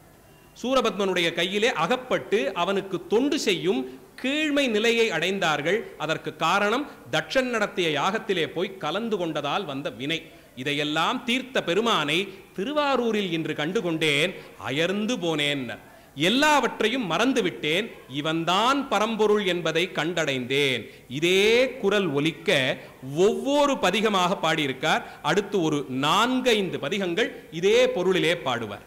திருமணியை, தித்திக்கும் தேனை, பாலை, தீங்கரும்பின் இன்சுவையை, தெளிந்த தேரல் குருமணியை, குழல் மொந்தை, தாளம், வீணை, கொக்கரையின் சச்சரியின் பாணியானை, பருமணியை, பவளத்தை, பசும்பொன் முத்தை, பருப்பதத்தில் அரங்கலத்தை, பாவம் தீர்க்கும் அருமணியை, ஆரூரில் அம்மான் தன்னை அறியாத அடிநாயேன் அயர்ந்தவாறே. இது வெவ்வேறு பதிகம். பார்த்தீங்கன்னா அமைப்பெல்லாம் ஒரே மாதிரி இருக்கும். இன்று நான் கண்டுகொண்டேன் என்பது போல பாடுவார். இத்தனை காலமும் இதையெல்லாம் செய்தவன் எங்கிருக்கிறான் தலங்கள் தோறும் தரிசித்தேன், தேடி கண்டுகொண்டேன் என்பது போல நிறைவாக இவரை திருவாரூரில் கண்டடைந்தேன்கிறார். 5 பதிகங்களிலே ஒரு 50-60 புராண செய்திகளை ஒவ்வொன்றையும் ஒரு வரியிலே வைத்து சொல்லி இந்த பராக்கிரமம் எல்லாம் செய்தவனை பரம்பொருளாக எனக்கு சொல்லி இருக்கிறார்கள். இத்தனை தலத்திற்கு போனேனே, எங்கும் அவனை நான் கண்டடையவில்லை, திருவாரூரில் அவரை கண்டுகொண்டேன்கிறார். ஒவ்வொன்றாக அந்த பதிகங்கள் அத்தனையும் சுவையுடையதாக இருக்கும். நீற்றினையும் நெற்றிமேல் இட்டார் போலும், நீங்காமே வெள்ளெலும்பு பூண்டார் போலும், காற்றினையும் கடிதாக நடந்தார் போலும். இந்த பஞ்சபூதங்களும் சுவாமிக்கு கட்டுப்பட்டவை என்று பார்க்கிறோம். காற்று வேகத்தை விடவும் இவர் மட்டும்தான் அதிகமாக நடக்கக்கூடியவர்கள். மற்றவர்களுக்கு மனசு வேணா காத்தை விட வேகமா போகும், உடம்பு காத்தை கிழித்து கொண்டு போக முடியாது. இவர் அதையும் கடந்து போகக்கூடிய சமர்த்தர். அத்தனை பூதங்களும் இவருக்கு அடிமைப்பட்டிருப்பதாலே இவர் நியமித்தபடிக்கு செயல்படும் சமர்த்தர். கண்ணின் மேற் கண்ணொன்று உடையார் போலும். எல்லாருக்கும் 2 கண்ணுனா அதுக்கு மேலே 3ஆவதாக ஒரு கண்ணுடையவர் இவர்தான்கிறார். கூற்றினையும் குறை கழலால் உதைத்தார் போலும். கூற்றுன்னா யமன், காலன். மார்க்கண்டேயருக்காக வேண்டி யமனை பெருமான் தன் திருவடியாலே பதித்து கீழே தள்ளி அழித்தருளினார்னு பார்க்கிறோம். இந்த புராணத்தை முக்கியமாக நினைத்துக் கொள்வதற்கு காரணம், சிவபெருமான் தான் பரம்பொருள் என்பதற்கு இதைவிட சுலபமான உதாரணம் வேறொன்றும் தேவையில்லை. மற்றைய தெய்வங்கள் எல்லாம் குமரகுருபரர் சொல்வது போலே செத்து பிறக்கின்ற தெய்வங்கள், செத்து பிறக்கும் தெய்வங்களாக இருக்கின்றன.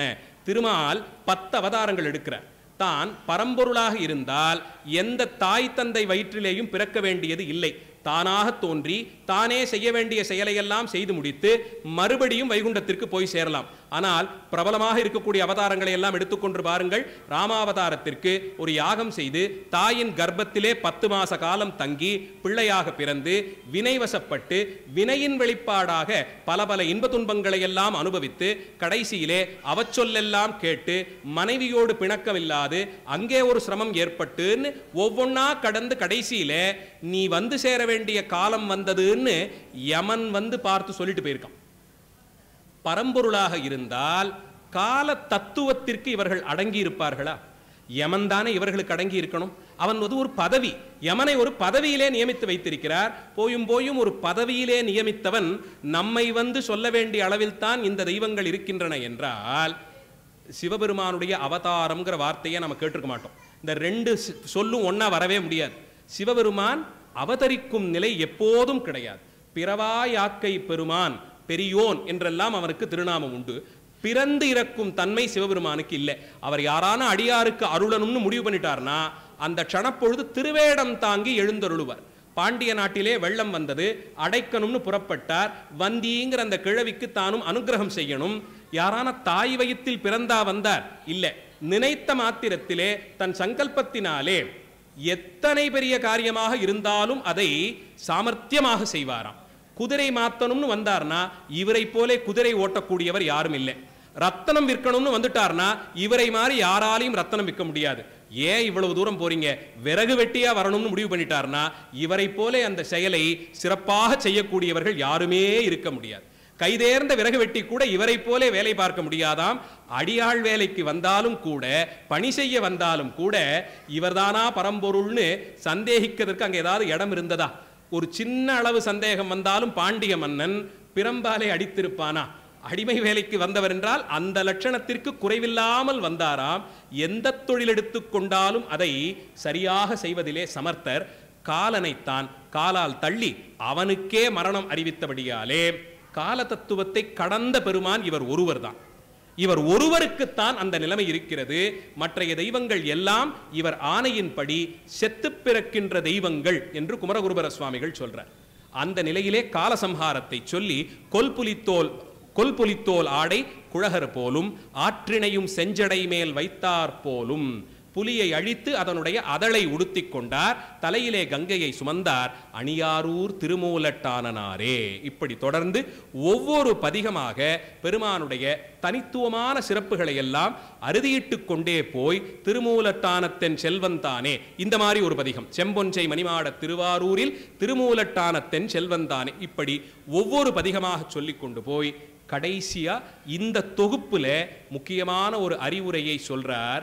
இடர்கெடுமார் எண்ணுதியேல் நெஞ்சே நீ வா, ஈண்டொளி சேர் கங்கை சடையா என்றும் சுடரொளியுள் விளங்கு சோதி என்றும் தூணெறி சேர்ந்திலங்கு தோளா என்றும் கடல் விடம துண்டிருண்ட கண்டா என்றும் கலைமான் மரியேந்து கையா என்றும் அடல் விடையாய் ஆரமுதே ஆதி என்றும் ஆரூரா என்றென்றே அலரா நில்லே. இந்த இத்தனை பதிகத்திலேயும் இவர்தான் பரம்பொருள் இவர்தான் பரம்பொருள் சொல்லிட்டே வந்தாரா, சுத்தி இருந்த அடியார்களுக்கெல்லாம் ஆசை வந்துருச்சு, ஐயா இவர் பரம்பொருள் ஏத்துக்கிறோம், இவரை அடைவதற்கு என்ன செய்யணும்னு கேள்வி கேட்டிருப்பாங்க போலும். அதுக்கு சுவாமிகள் விடை சொல்றார். இடர் கெடுமார் எண்ணுதியேல் நெஞ்சே, இவரை அடைந்து விட்டால் எல்லா இடரும் தீர்ந்துடும். நீ என்கிட்ட என்ன கேட்ட, ரொம்ப கவலைகள் இருக்கு, தினம் தினம் புதுசு புதுசா கவலைகள் சேர்ந்துகிட்டே இருக்கு, ஒன்னு ஜெயிச்சிட்டேன்னு நினைச்சா வரிசையா இன்னொரு 5 கவலை வந்து நிக்குது, இதிலிருந்து வெல்வதற்கு என்ன வழின்னு கேட்டார். ரொம்ப சுலபமா சுவாமி சொன்னாரா, கிட்டவா சொல்லி கொடுக்குறேங்கிறார். கூப்பிட்டு சொல்றார், நெஞ்சே நீ வா அப்படிங்கிற, கிட்டவா நான் உனக்கு சொல்லித்தரேன். இடர் எப்படி கெடும் தெரியுமா, ஒவ்வொரு நாளும் ஈண்டொளி சேர் கங்கை சடையா என்றும், கங்கையை தலையிலே தரித்திருக்கும் சடையுடையானே ஆரூரா அப்படி சொல்லணுமா, சுடரொளியாய் உள்விளங்கு சோதி என்றும் எனக்குள்ளுக்குள்ளே ஞான விளக்காக எரிந்து கொண்டிருக்கக்கூடிய சுடர் நீதான், என் உயிருக்கு ஆதாரமாக உள்ளிருந்து எரிபவன் நீதான் என்பதை ஆரூரா என்றென்றே சொல்லணுமாம். தூணீறு சேர்ந்திலங்கும் தோளா என்றும் ஆரூரா, திருமேனி எல்லாம் வெந்நீர் பூசி இருக்கக்கூடியவன் ஆரூரா, கடல் விடமது உண்டு இருண்ட கண்டா, உயிர்களெல்லாம் தத்தளித்த போது ஆலகால விஷத்தை தொண்டையிலே அடக்கி எங்களையெல்லாம் காத்து கொடுத்தாயே அந்த கண்டம், இருண்ட கண்டத்தையுடைய பெருமான் ஆரூரா. இப்படி ஒவ்வொன்றாக அந்த குணங்களையும் பராக்கிரம செயல்களையும் வரிசையாக சொல்லிக்கொண்டே போய் ஆரூரா ஆரூரா என்று சொல்லிக்கொண்டே இருந்தால் இடர் கெடுமாறு, துன்பம் தீர்த்து விடுங்கிறார். இதை விட எளிமையாக ஒரு மந்திரத்தை யாராவது சொல்லித்தர முடியுமா? 5 எழுத்து கூட இல்லை, 3 எழுத்து தான், ஆரூரான்னு சொல்லி கொடுத்துட்டார். இதை மட்டும் ஓயாது சொல்லிக்கொண்டே இருந்தால் இடர் கெடும் என்று அப்பர் பெருமான் வாக்கு. மெய்யடியார்களே, அடியேன் அளவிலே பல்வேறு இடர்களையும் அடியேன் கடந்து வருவதற்கு உறுதுணையாக இருந்தது அந்த நாமம் தான். நான் கண்ட நல்லது நான் பயன்படுத்தி பார்த்து அதற்கான ஒரு சான்றிதழ் போலே சொல்லுகிறேன். அப்பர் பெருமானுடைய அந்த அறிவுரை போலே உட்காரும் போதும் எழுந்த போதும் நின்ற போதும் நடக்கும் போதும் ஆரூரா ஆரூரா ஆரூரா என்று சொல்லி பழகியவர்களுக்கு சத்தியத்தில் எந்த இடரும் வராது. வந்த இடரெல்லாம் வந்த வழியே மறையும் மாயத்தை அத்தனை பேரும் பார்க்கலாம். அப்படி சிறப்பான ஒரு திருநாமம் அப்பர் பெருமானுடைய வாக்கு இது. அப்பர் பெருமான் வாக்கு இது. நினைத்த போதெல்லாம் ஆரூரன் திருநாமத்தை சொல்லிக்கொண்டே வந்தால் இடர் கெடும் என்று வாகீச பெருமானார் சொல்லியிருக்கார். நாவுக்கு அரசர், வாக் சதுர்த்தர், இவர் சொல்லி ஒரு விஷயம் நடக்காமல் இருக்கவே முடியாது. அந்த நாமத்தை எத்தனையும் முடியுமோ சொல்லி பழகுங்கள். பற்றி நின்ற பாவங்கள் பாற்ற வேண்டில், பரகதிக்கு செல்வது ஒரு பரிசு வேண்டில், சுற்றி நின்ற சூழ்வினைகள் வீழ்க்க வேண்டில், சொல்லுகேன் கேள் நெஞ்சே. மனசுக்கு மறுபடியும் உபதேசம் பண்றார். எல்லாத்தையும் பிடித்து கொண்டிருந்தாயே பற்றுதல் பற்றுதல்னு, அதனால் வாய்த்த பாவங்கள் தீர வேண்டுமா? நான் வழி சொல்றேன். அது பாவத்தை கழித்து விட்டால் நேர பரகதிக்கு போயிடலாம். அந்த வழியும் சொல்றேன். உன்னை சூழ்ந்திருந்த வினைகளெல்லாம் தீர்ந்து போகும், அதற்கும் வழி சொல்லுகிறேன். உற்றவரும் உறுதுணையும் நீயே என்றும், உனையல்லால் ஒரு தெய்வம் உள்கேன் என்றும், புற்றரவ கச்சார்ந்த புனிதா என்றும், பொழில் ஆரூரா என்றென்றே போற்றான் இல்லே. ஆரூரா ஆரூரா ஆரூரா ஆரூரான்னு ஒரு பதிகம் முழுவதும் அந்த திருநாமத்தை மந்திரோபதேசம் போலே சொல்லி இதை செய்து செய்து செய்து பழகுங்கள்னு சொல்லியிருக்கார். சுவாமியினுடைய வாக்கு ஒரு காலத்திலும் பொய்யாக முடியாது, ஒரு காலத்திலும் பொய்யாக முடியாது. தயவு செய்து மெய்யடியார்கள் அந்த திருநாமத்தை சொல்லி சொல்லி பழகுங்கள். இந்த 5-6 பதிகங்களும் பெருமான் தான் பரம்பொருள் வடிவம் என்பதை அறுதியிட்டு சொல்லி கடைசியா பார்க்கிறார். இத்தனை தலங்களையும் தரிசனம் பண்ணித்தான் திருவாரூருக்கு வந்திருக்கேன். எடுத்த உடனே திருவாரூருக்கு வரல. அங்கே அதிகையிலிருந்து புறப்பட்டு பல தலங்களை தரிசித்தாச்சு. எங்குமே காணாத நிறைவை இங்குதான் கண்டேன். இந்த தலத்திலே இவ்வளவு பராக்கிரமத்தையும் செய்தவர் வீற்றிருக்கிறார் என்றால், நீர் இந்த தலத்திற்கு எப்போது சுவாமி வந்து சேர்ந்தீர்னு ஒரு கேள்வி வருது அப்பரடிகளுக்கு. வேறு எந்த தலத்திலும் யாருமே செய்யாத மற்றொரு புதுமையான அனுபவம். இந்த ஊருக்கு நீங்கள் எப்போது வந்தீர்கள்னு கேள்வி கேட்டு 10 பாட்டு பாடுறார். எல்லாம் முடிச்சு அப்பர் பெருமானுக்கு இதுதான் சந்தேகம் வந்தது. எப்போ இந்த ஊருக்கு வந்தீங்க? இந்த ஊரினுடைய தொன்மையை பார்த்தால், ஒருவனாய் உலகேற்ற நின்ற நாளோ, இன்னும் புவனங்கள் எல்லாம் படைக்கப்படவில்லை, படைக்கும் தொழிலை செய்யும் பிரம்மன் கூட இன்னும் உதிக்கவில்லை. அவன் பிறந்தாள்னா தான் மேலே திருமால் மற்றைய தெய்வங்கள்லாம். யாருமே இல்லாத காலத்தில் நீர் ஒருவர் மட்டும் என்று, ஒருவன் என்னும் ஒருவன் சொல்றாங்க இல்லையா, அந்த ஒருவனாய் நீர் நின்றீரே, உலகமே உங்களை ஆதாரமாக கொண்டு நீர் ஒருவர் மட்டும் தனித்திருந்தீரே, அன்றே திருவாரூருக்கு வந்து விட்டீர்களான்னு கேட்கிறார். என்னென்ன காலங்கள் உண்டோ ஒவ்வொன்னையா சொல்லிட்டு வரார். ஒரு பாட்டுக்கு 8 காரணங்கள் சொல்றார். ஓருருவே மூவுருவம் ஆனனாளோ, ஒன்றாக முதல்ல நின்றீர்கள். அந்த ஓர் உருவம் படைக்கும் தொழிலை செய்வதற்கு பிரம்மனாகவும், காக்கும் தொழிலை செய்ய திருமாலாகவும், சம்ஹாரத்திற்கு ருத்ரனாகவும் வந்து, சிவநாமத்தை அங்கே சொல்லக்கூடாது. சம்ஹாரகாரகன் சிவபெருமான் இல்லை. இந்த 3 பேருக்கும் பணி நியமனம் செய்யக்கூடிய சதுர்த்தமூர்த்தம்னு அவருக்கு பெயர். இந்த 3ஆக இருப்பதிலே ஒருவராய் இருக்கும் திருநாமம் சிவனுடைய திருநாமம் இல்லை, ருத்ரன்னு சொல்லி பழகணும். ஒருவனாக நின்றார் இல்லையா, அதுதான் சிவபரம்பொருள். இந்த 3 பேரையும் நியமிப்பார். அப்படி ஓருருவே 3 வடிவங்களாக பிரிந்ததே அன்றோ, கருவனாய் காலனை முன் காய்த்த நாளோ, காமனையும் கண்ணழலால் வீழ்த்த நாளோ, மறுவனாய் மண்ணும் விண்ணும் நெறித்த நாளோ, மான் மரி கை ஏந்தி ஓர் மாதோர் பாகத்து திருவினாள் சேர்வதற்கு முன்னோ பின்னோ. திருவருள் விளக்கமாக அம்பிகை உன்னிடத்தே இருந்து பிரிந்து வருவதற்கும் முன்பாகவே திருவாரூர் தலத்திற்கு ஏகிவிட்டீர்களா? இப்படி பதிகம் தோறும் ஒவ்வொரு சந்தேகமாக கேட்டுக்கொண்டே போய், எந்த நாள் நீர் திருவாரூர் திருத்தலத்திற்கு வந்த நாள், இப்படி கேட்டுக்கிட்டே போறார். ஒரு அளவிலே மாடமுடு மாளிகைகள் மல்கு செல்வ தில்லை மனிதிகளும் அம்பலத்தே மன்னி கூத்தை ஆடுவான் புகுவதற்கு முன்னோ பின்னோ அணியாரூர் கோயிலாக கொண்ட நாளேன்னர். தில்லை சிற்றம்பலமாகிற பொன்னம்பல மேடையிலே புகுந்தருளி அங்கே உலகமே கண்டு ரசிக்க ஞானானந்த தாண்டவத்தை ஆடினீரே ஒரு திருநாள், அந்த நாளுக்கும் முன்பாகவே திருவாரூருக்கு வந்து சேர்ந்தீரோன்னு, என்று வந்து அடைந்தீர்னு அறிய முடியா தொன்மை இந்த தலத்தில்தான் கண்டுற்றேன்னு சுவாமிகள் ரொம்ப விசேஷமாக தனித்து ஒரு சிறப்பான பதிகமாக இந்த பதிகத்தை எல்லாம் பாடி கொடுக்கிறார். இதையெல்லாம் பாடி முடித்து சுவாமிகள் சில காலம் திருவாரூர் திருத்தலத்திலே தங்கி இருந்து, மேவு திருவாதிரை நாள் வீதி விடங்க பெருமான் பவனி தன்னில் தேவருடன் முனிவர்கள் முன் சேவிக்கும் அடியார்களுடன் சேவித்து தங்கியிருந்த காலத்திலே மார்கழி மாத திருவாதிரை திருநாள் வந்ததாம். எப்பேற்பட்ட பேரு! அப்பரடிகள் அப்போது திருவாரூரிலே தங்கி இருந்தாராம். சேக்கிழாரை எதற்கு எல்லா வாட்டியும் மேற்கோள் காட்டுறோம்னா, இந்த ஒரு பெருந்தகையாளர் இல்லாமல் இருந்திருந்தால் என்னென்ன ஊர்ல என்னென்ன அற்புதங்கள் எப்படி எப்படியெல்லாம் நடந்ததுன்னு சொல்லுவதற்கு யார் இருக்கா? நமக்கு என்ன பெரிய உபகாரம்! 90 வருஷத்துக்கு முன்னாடி ஒருத்தருக்கு யார் இதை வாசிப்பார்கள்ங்கிற எண்ணம் எல்லாம் இல்லை, செய்து வைக்கணுங்கிற எண்ணம் கொண்டாரே. வாஸ்தவத்தில் அப்படி ஒரு நூலை செய்வதற்கு மனித பிறவியாக இருந்திருந்தால் ஒரு பிறவி முழுக்க செலவு பண்ணியிருக்கணும், ஒரு பிறவி முழுக்க செலவு பண்ணியிருக்க வேண்டும். இது முழுக்க முழுக்க அம்பலவாணர் உலகம்னு எடுத்து கொடுத்ததோடு இல்லை, ஒவ்வொரு சொல்லையும் அம்பலவாணர் சொல்லத்தான் எழுதியிருக்க முடியும். மனிதர் செய்யும் படத்திலே அந்த நூல் இருக்கவே முடியாது. எவ்வளவு ஆராய்ச்சி, எவ்வளவு செறிவு, எவ்வளவு சொற்சுவை, எவ்வளவு பொருட்சுவை, ஒரு பெரிய திரைப்படம் மாதிரி அதை அமைத்து எப்பேற்பட்ட நூல் அது. அதை செய்து கொடுத்தாரோ பிழைத்தோம். அதிலே சொல்றார் சுவாமிகள், மார்கழி திருவாதிரை திருநாள், அந்த ஆருத்ரா தரிசன திருநாளை அப்பர் பெருமானார் திருவாரூர் தலத்திலே கண்டாராம். ரொம்ப முக்கியமான பதிகம், வரலாற்று சிறப்புடைய பதிகம். தில்லை கூட திருவாதிரை சிறப்பு சொன்னாலும் தனியே அதற்கு ஒரு பதிகம் எல்லாம் இல்லை. தேவாரத்திலே 10 பதிகங்களால் பாடப்பட்ட திருநாள் எங்கள் தியாகராஜ பெருமானுடைய ஆருத்ரா திருநாள் தான். மேவு திருவாதிரை நாள் வீதி விடங்க பெருமான் பவனி தன்னில் தேவருடன் முனிவர்கள் முன் சேவிக்கும் அடியார்களுடன் சேவித்து. அந்த திருவாதிரை திருநாளுக்கு யாரெல்லாம் வந்தார்கள் தெரியுமா? தேவர்கள் வந்தார்கள், முனிவர்கள் வந்தார்கள், அடியார்களும் வந்தார்கள். இன்னைக்கும் இந்த திருவாதிரை சிறப்பு, இன்னைக்கான ஞானசம்பந்தரை ஆரம்பிக்கணும்னு பார்த்தேன், இன்னைக்கும் முடியாது போல் இருக்கு, சொல்லித்தான் ஆகணும். திருவாதிரையிலிருந்தே திருவாரூர்ல அந்த திருவிழாவுக்கான அமைப்புகள் எல்லாம் வர ஆரம்பிச்சிடும். திருவாதிரை திருநாள் முடிந்து அடுத்த பௌர்ணமி தைப்பூச தன்னிக்கு வரப்போகும் பங்குனி திருநாளுக்கு பந்தக்கால் முகூர்த்தம் நடக்கும். 60 நாளுக்கு முன்னாடி பந்தக்கால் எல்லாம் திருவாரூர்ல மட்டும்தான் செய்வார்கள். அந்த தைப்பூச திருநாளுக்கான பந்தக்கால் நடுவதற்கு ஞானசம்பந்த பெருமான் எழுந்தருளி அவர் தலைமையிலே பந்தக்கால் விழா நடைபெறும். அடுத்து அதிலிருந்து சில நாட்கள்ல கொடியேறதுக்கு முன்னாடி 15 நாட்கள் கிராம தேவதைகளுக்கே தனியா விழா எடுப்பார்கள். பிடாரி அம்மனுக்கே 10 நாள் திருவிழா. நாம் ஒரு சிவாலயத்துக்கே 10 நாள் திருவிழா பண்ணி பழகிட்டோம், அதுக்கே நம்மால முடியல. இங்கே பூர்வாங்கமாகவே 15 நாட்கள் விழா.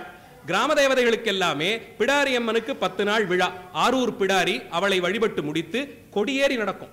அந்த அம்பாளுக்கு தனியா கொடியேறி உற்சவம் பண்ணி கொடி இறக்கி உற்சவ சாந்தி எல்லாம் பண்ணி முடித்து அடுத்த 5 நாட்கள் ஊர் எல்லைக்கு காவலாக இருக்கக்கூடிய தர்மசாஸ்தனுக்கு சாத்தருக்கு ஐயனாருக்கு 5 நாள் திருவிழா. அவருக்கும் குதிரை கொடியேறி 5 நாள் விழா செய்து குதிரை கொடியிறக்கி உற்சவ பூர்த்தி. அதன் பிறகு திருவாரூர் பெருமானுடைய விழாவின் ஐதிஹ்ய சிறப்பாக திருக்குவளையிலிருந்து நெல் கொண்டு வந்த திருவிழா. இதெல்லாம் முடிச்சு கொடியேற்ற அன்னி வரைக்கும் பத்திரிகை வராது. மற்ற கோயில் திருநாளுக்கெல்லாம் இந்த நாளிலே கொடியேற்றோம்னு பத்திரிகை போட்டு கொடுக்கணும் இல்லையா? திருவாரூரிலே பத்திரிகை முதல்ல கொடுக்கவே மாட்டாங்க. ஏன்னா தனியே சொல்ல வேண்டிய அவசியமே இல்லை. மாசி மாசத்திலே இந்த நாளில் கொடியேறும்னா அத்தனை பேரும் அங்கே வந்துருவார்கள். மாசி மாதம் அஸ்த நட்சத்திரத்திலே கொடி. உலகத்தில் யார் எங்க எந்த மூலையில் இருந்தாலும் அஸ்த நட்சத்திரம் கூடிவிட்டதென்றால் மாசி மாதத்தில் அன்றைக்கு திருவாரூர் தலத்திலே கொடியேற்றம் தனியாக அறிவிக்க வேண்டியதில்லை. ஆனால் கொடியேற்றி முடிச்ச பிறகு உலகில் எங்கும் காண முடியாத சிறப்பாக ஒரு சடங்கு நடக்கும். கொடியேற்றி முடித்தவுடன் மற்ற கோயிலெல்லாம் சுவாமி புறப்படுவார். கொடியேற்றின உடனே சுவாமி வீதி புறப்படணும். ஆனால் இங்கே சுவாமி முதல்ல வீதிக்கு போயிட்டு வந்துருவார். போயிட்டு வந்து அவர் திருமுன்னே கொடியேறும். ஏறி முடிச்ச உடனே அங்கே இருக்கக்கூடிய சைவாச்சாரிய பெருமக்கள், மற்ற ஆச்சாரியர்கள், அங்கே இருக்கக்கூடிய அடியார்கள் அத்தனை பேரும் தியாகாதிராஜ பெருமான் சன்னதிக்கு உள்ள போவாங்க. காரணம் என்ன தெரியுமா? இப்பதான் பத்திரிகை எழுத போறாங்க. கொடியேற்றினதுக்கு அப்புறம் தான் எல்லாரையும் கூப்பிட்டு விடுவாங்க. யார் சொல்ல பத்திரிகை எழுதப்படும் தெரியுமா? சாட்சாத்தா தியாகராஜ பெருமான் திருவாய் மலர்ந்தருள பத்திரிகை எழுதுவாங்க. அவர் சொல்லுவார். அதுல ஒரு சிறப்பு தெரியுமா? இந்த திருநாள் நமக்கான திருநாளாக அவர் பார்க்க மாட்டார். அவருக்கான திருநாள் இல்ல, நமக்கும் நமக்கு வந்தொண்டனான ஆலால சுந்தரனுக்கும்னு சொல்லுவார். எனக்கும் சுந்தரனுக்குமா சேர்த்து நடக்கும் திருவிழா இதுன்னு சொல்லுவார். அடியார்களோட தான் கொண்டிருந்ததை எல்லாம் பகிர்ந்து கொள்ளும் இறைவன்களுக்கு நடுவே திருநாளை கூட அடியார்களை முன்னிட்டு நடத்தி கொள்ளும் பெருமான் இவர் ஒருவர் தான்.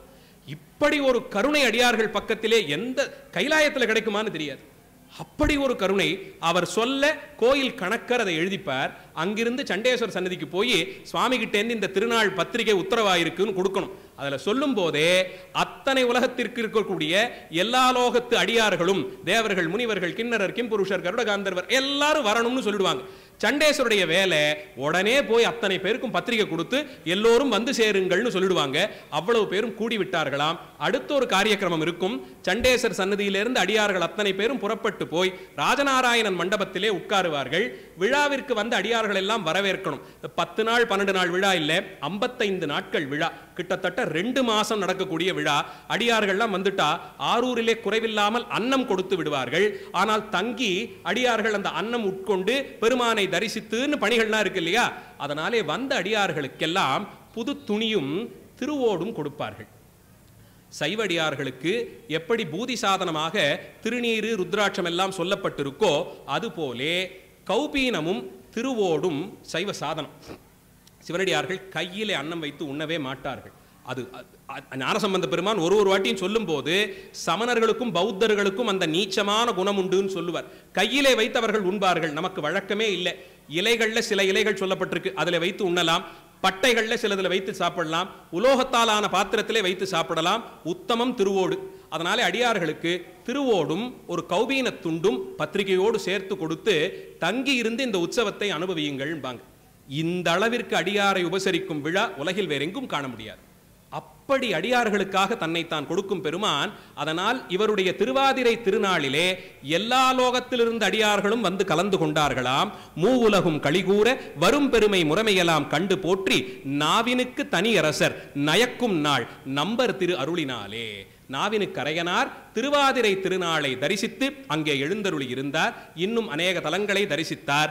மேலே திருப்புகலூருக்கு போகணும்னு ஆசை கொண்டார். தியாகராஜ பெருமானிடம் மனம் பிரியாது உத்தர உத்தரவு பெற்றுக்கொண்டு திருப்புகலூருக்கு வருகிறார். திருப்புகலூர் அமர்ந்த அருளும் சிவபெருமான் சேவடிகள் கும்பிட்டு ஏத்தும் விருப்புடைய உன்னத்தமேவி எழுங்காதல் புரி வேட்கை கூற ஒருப்படுவார் திருவாரூர் ஒருவாறு தொழுது அகன்று அங்கு உள்ளம் வைத்து. போகணும்னு ஆசை, ஒரு பக்கம் திருப்புகலூருக்கு போகணும், யாத்திரை செய்யணும்னு. தியாகராஜ பெருமானை விட்டு போறதுக்கு மனசு வரல. என்ன வார்த்தை பயன்படுத்துறார் பாருங்க சேக்கிழார், ஒருவாறு தொழுது. ஏனோதானோன்னு ஒன்னும் பாதியுமா தொழுது முடித்து விட்டு போக முடியாமல் அங்கிருந்து அகன்றார், அங்கு உள்ளம் வைத்து. வாகீச பெருமானார் மனசை திருவாரூர்ல வச்சுட்டார். திருமேனி தான் புறப்பட்டு போச்சு. மனம் என்னமோ ஆரூர் பெருமானிடத்தை லயித்து விட்டது. எத்தனையோ தலங்களுக்கு போறதை சேக்கிழார் சொல்லுவார். அந்த தலத்திலிருந்து விடைபெறுவதையும் சொல்லி இருப்பார். ஒரு இடத்திலும் இப்படி ஒரு அனுபவம் கிடையாது. மனசை அங்கே வைத்து விட்டு வாகீசர் தனியே நடந்தாராம். பொறுப்பறையன் மடப்பாவை இடப்பாகர் பிதப்பதி பிறவும் பணிந்து மற்றைய தலங்கள் எல்லாம் தரிசித்து அந்நாளில் ஆளுடைய பிள்ளை ஞானசம்பந்த பெருமானுடைய தொடக்கம் இங்கிருந்து. அப்பர் பெருமான் திருவாரூரிலிருந்து திருப்புகலூர் போறார். சம்பந்த பிள்ளையார் திருப்புகலி அதன் கண் நின்றும், புகலி திருத்தலம் அது சீர்காழித்தலம், அந்த தலத்திலிருந்து புறப்பட்டு பன்னாக பூன் அணிவார் பயின்ற திருப்பதி பலவும் பணிந்து வழியிலே பற்பல தலங்களையும் தரிசித்துக் கொண்டு புன்னாக மனம் கமழும் பூம்புகலூர் வந்திரைஞ்சி புன்னை மரங்களால் சூழப்பட்ட புகலூர் திருத்தலத்தை வந்தடைந்து பொருவில் சீர்த்தி மின்னாரும் புரிமுன்னூல் முருகனார் திருமடத்தில். முருகநாயனார் திருப்புகலூர் பெருமானுக்கு மலர்த்தொண்டு ஆற்றி வந்தவர். அவருடைய திருமடத்திலே சம்பந்த பிள்ளையார் எழுந்தருளி இருக்கிறார். வந்தவர் சில நாள் கழித்து ஆரூர் திருநாள் தரிசித்து முடித்து அப்பர் பெருமான் எழுந்தருளுகிறார் என்ற செய்தி கேட்டாராம். மனம் கொள்ளாத அப்பரை மீண்டும் காண வேண்டும் ஆசை.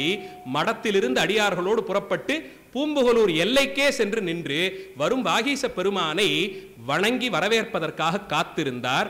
ஆண்ட அரசு எழுந்தருளி அணியாரூர் மணிப்புற்றில் அமர்ந்து வாழும் நீண்ட சுடர் மாமணியை கும்பிட்டு நீடு திருப்புகலூர் நோக்கி மீண்டு அருளானார் என்று கேட்டு அருளி எதிர்கொள்ளும் விருப்பி வேண்டி. ஆரூர் பெருமானை தொழுது முடித்து அப்பரடிகள் பூம்புகலூரை நோக்கி எழுந்தருள்கிறார்னு செய்தி கேட்டு அவரை போய் எதிர்கொண்டு அழைக்க வேண்டும்னு.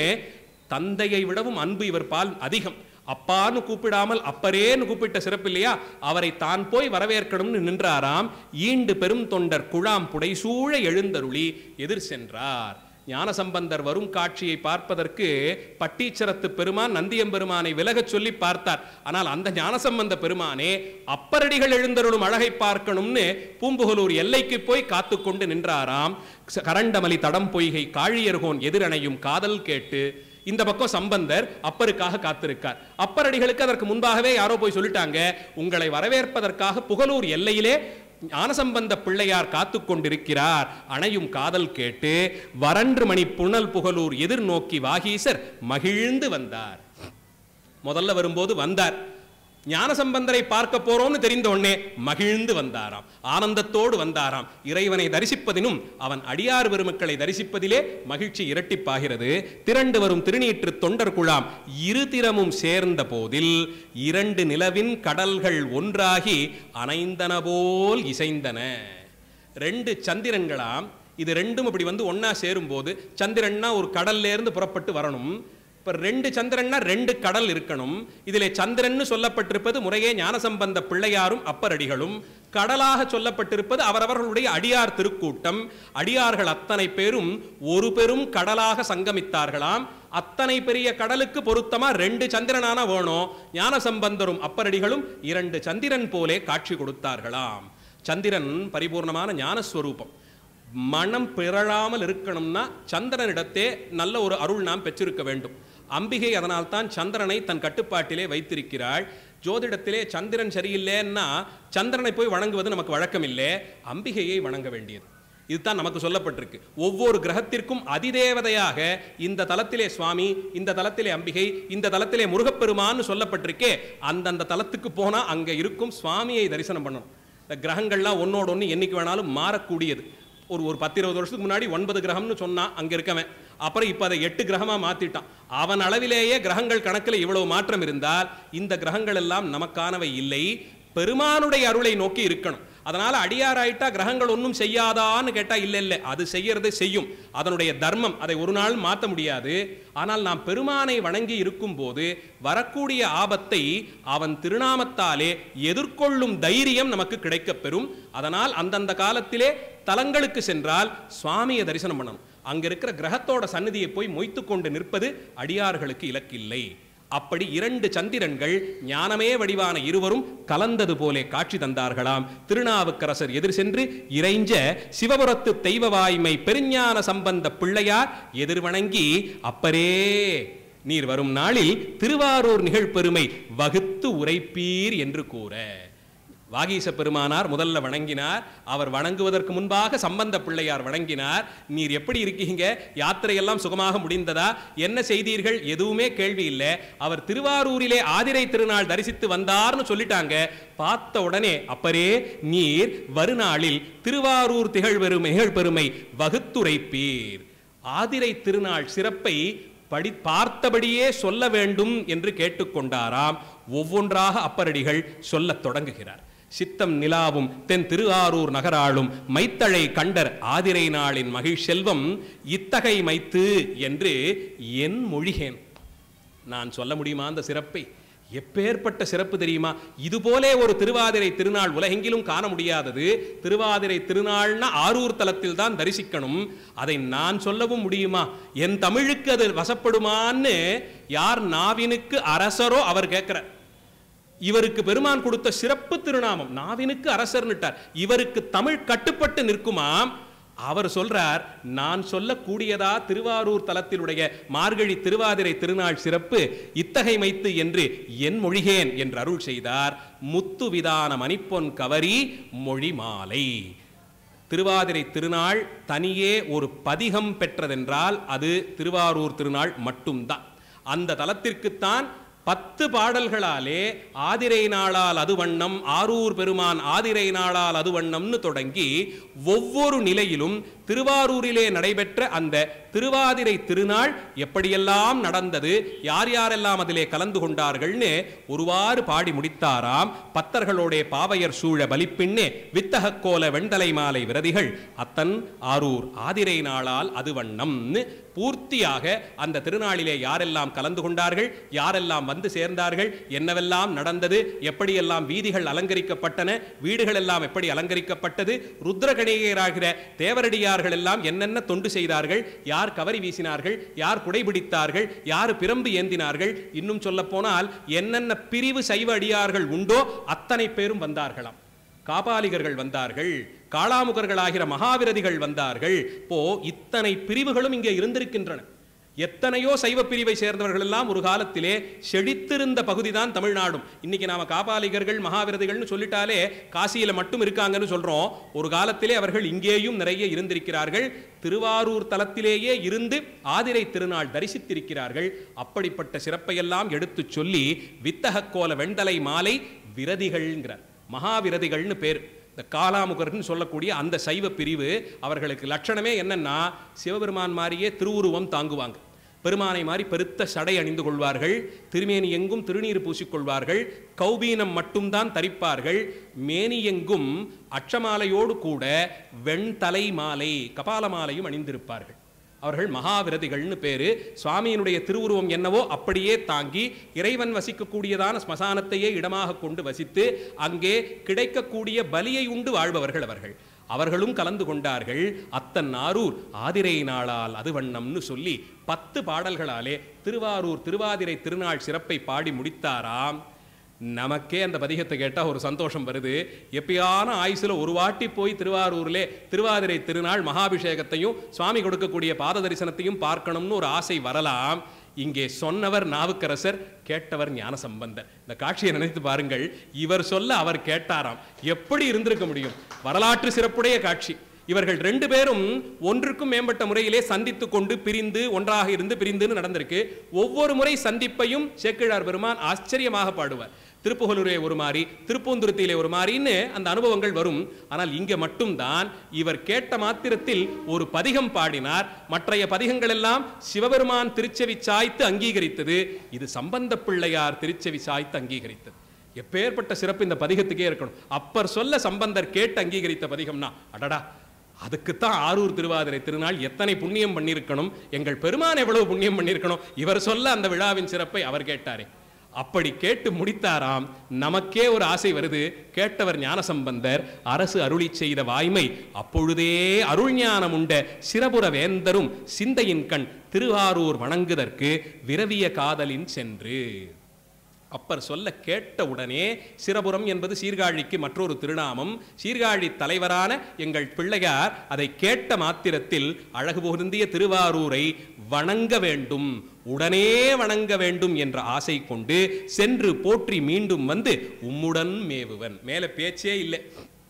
உங்கள் வாக்காலே இதை கேட்டு முடித்த பிறகு பூம்புகலூருக்கு போவதாவது மடமாவது நேரே இந்த வழிதானே திருவாரூருக்கு, இப்படியே யாத்திரை செய்கிறேன், போயிட்டு வந்து உங்களை சந்திக்கிறேன் அப்பரிடத்தே. அந்த இடத்திலேயே தானும் விடை பெற்று கொண்டு புறப்பட்டாராம். மடத்துக்கு போயிட்டு பொட்டி படிக்கையெல்லாம் கட்டணும், பூஜையெல்லாம் எடுத்துக்கணும், ஒன்றும் இல்லை. யாராவது அதெல்லாம் சுமந்து கொண்டு வரட்டும், நாம் போய் ஆரூர் பெருமானை தரிசிக்கணும்னு அந்த இடத்திலேயே புறப்பட்டாராம். சொல்பெரு வேந்தரும் தோணிமூதூர் தோன்றல் பின் காதல் தொடர தாமும் பொன்புகலூர் தொழச் சென்று அணைந்தார். புகழிப்பிரானும் புரிந்த சிந்தை விற்கொடி வீரட்டம் சென்று மேவி விடையவர் பாதம் பணிந்து போற்றி பற்பல ஆயிரம் தொண்டரோடு பாடலன் நான்மறை பாடி போந்தார். அங்கிருந்து உடனே புறப்பட்டார். வழியிலே திருவிற்குடி வீரட்டான திருத்தலம், அந்த தலத்தை தரிசனம் செய்து முடித்துக்கொண்டு நேரே யாத்திரையை தொடர்ந்தார். போய் பெருமானை தரிசிக்கணும். எல்லையிலே போய் நின்று விட்டார்.